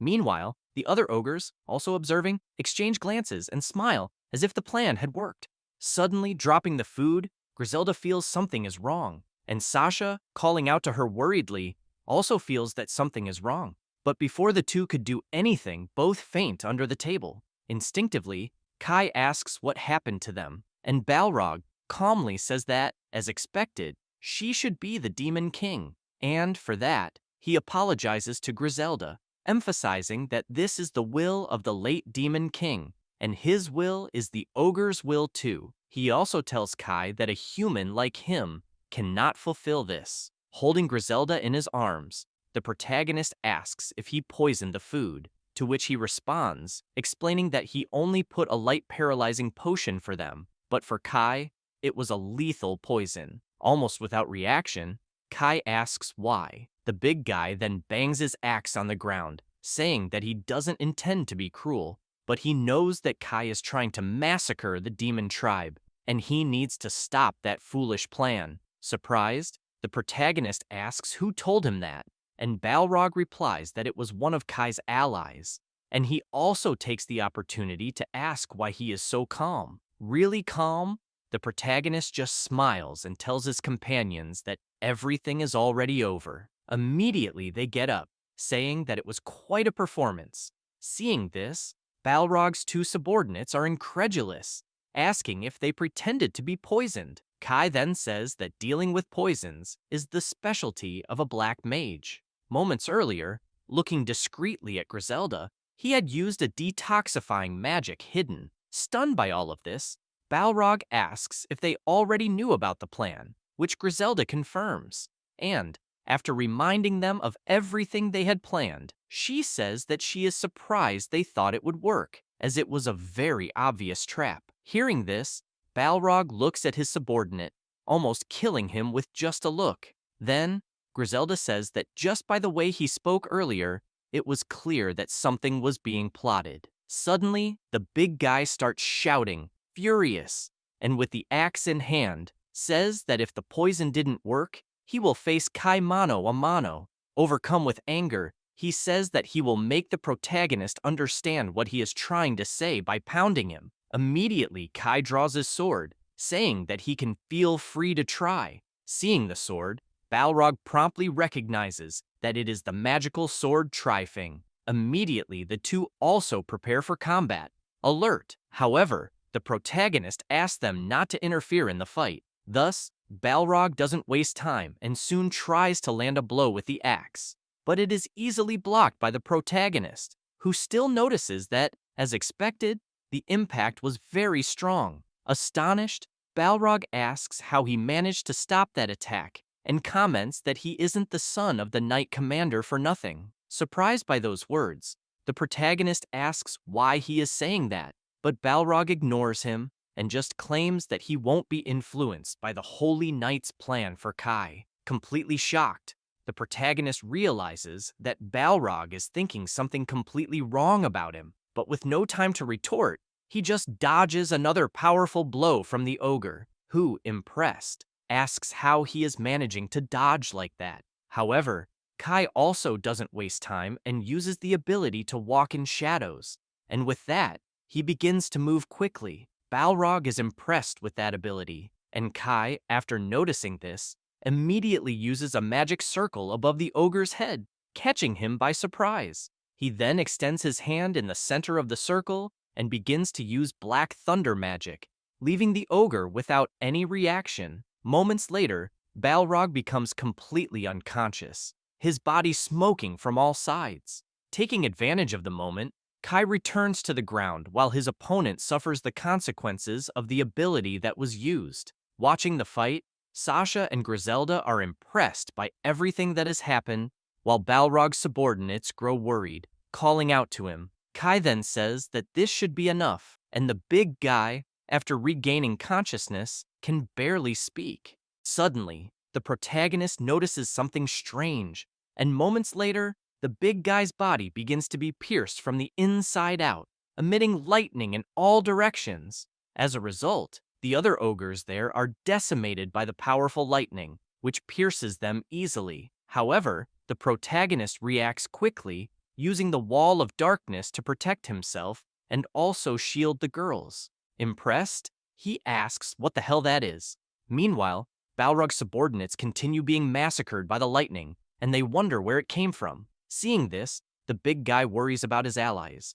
But when struck, Balrog doesn't even suffer a scratch. He then turns around and hears the protagonist saying that now he understands where the magical presence he felt earlier is coming from and asks what he is feeding the ogres, questioning his father. To everyone's surprise, Kai's father, along with his subordinates, greets his son by pointing his sword with his new cyborg-style arm. Smiling, he comments that the fact that Kai survived a fight against Balrog was expected from someone who managed to sever his arm. While the ogres agonize from the attacks they suffered, Kai's father's soldiers take over the entire area. The captain of the knights then starts to speak, saying that he expected Balrog to be destroyed after the fight. But in the end, demons really have a poor intelligence, and it's pathetic that he couldn't eliminate even a single black mage. Kai is surprised to hear all of this, and asks if he really deceived the ogre tribe just to eliminate him. The big mustached man replies that fools believe what they want, and Kai, irritated,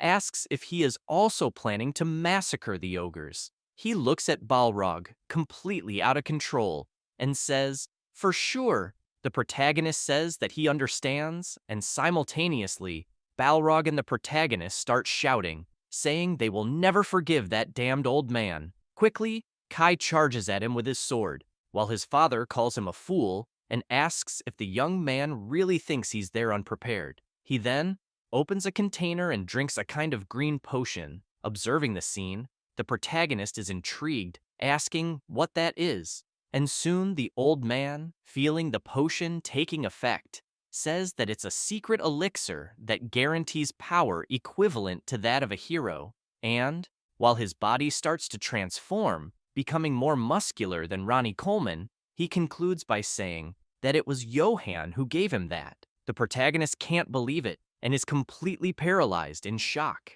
Facing his father, who has transformed into a muscular monster, Kai wonders if he really has the power of a hero. Still shocked, he reflects that he thought it was impossible for a potion to do that.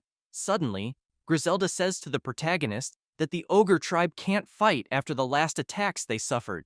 Then, she says that Sasha and she will take care of the Holy Knights. Suddenly, Balrog leaps to attack Kai's father, and while still in the air, grits his teeth in hatred for the old man. Kai watches the scene, as does the old man, who prepares for the fight. And with the strike, Balrog destroys everything in front of him, throwing rocks in all directions.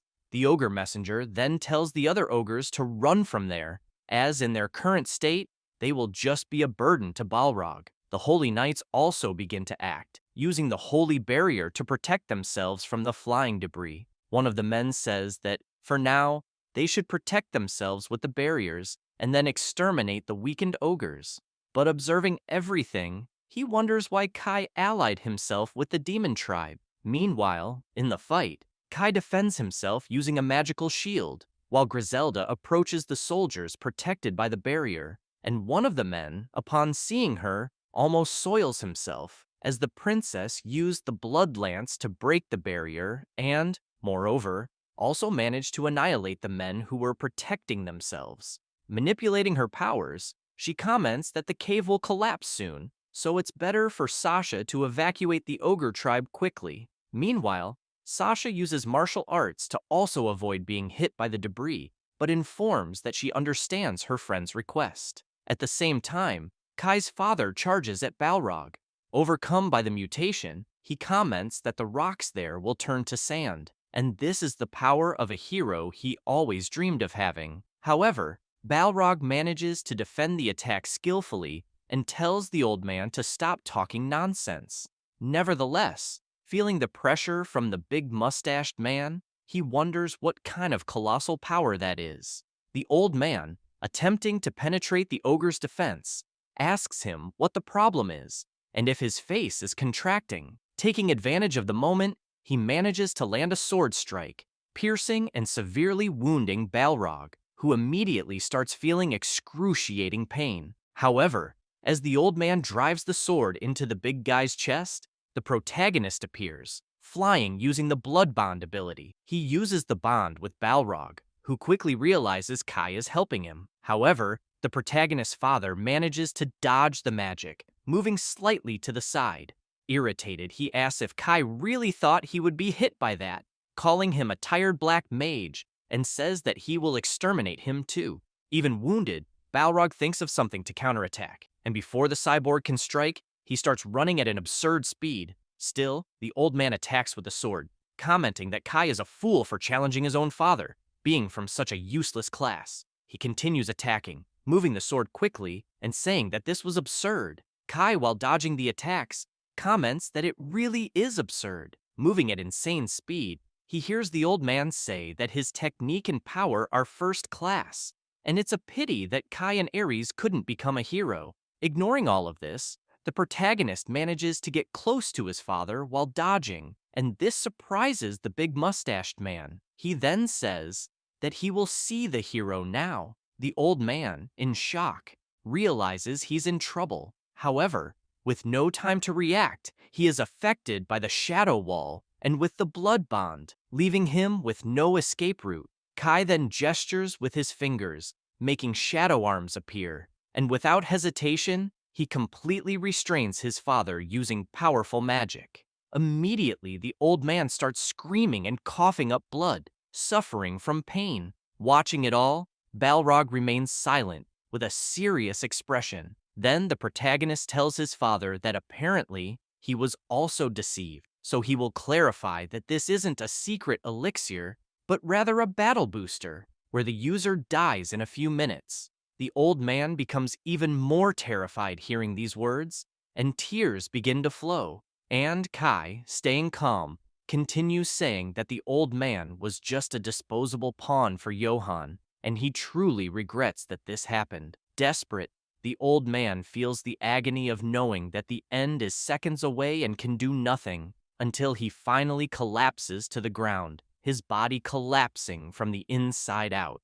Moments later, his body explodes, spraying ketchup everywhere. Kai, upset, just stands there, annoyed that he couldn't prevent this. Suddenly, Griselda approaches him, asking if he's okay, and he, smiling, says that she doesn't need to worry about him. Looking at the ogres around, he reflects that at the beginning, Johann used Ares to try to eliminate him, and now he set up this failed trap. Noticing his deceased father's mechanical arm on the ground, he thinks to himself that all of this is his fault. Observing that war-torn scene, Griselda becomes scared and asks Kai why his father exploded out of nowhere, and he responds by explaining that Johann made a level booster that can make a person stronger, but the side effect is that death occurs in a few minutes. Balrog then approaches the protagonist, carrying two other severely wounded ogres, and asks him if his father was the captain of the Holy Knights.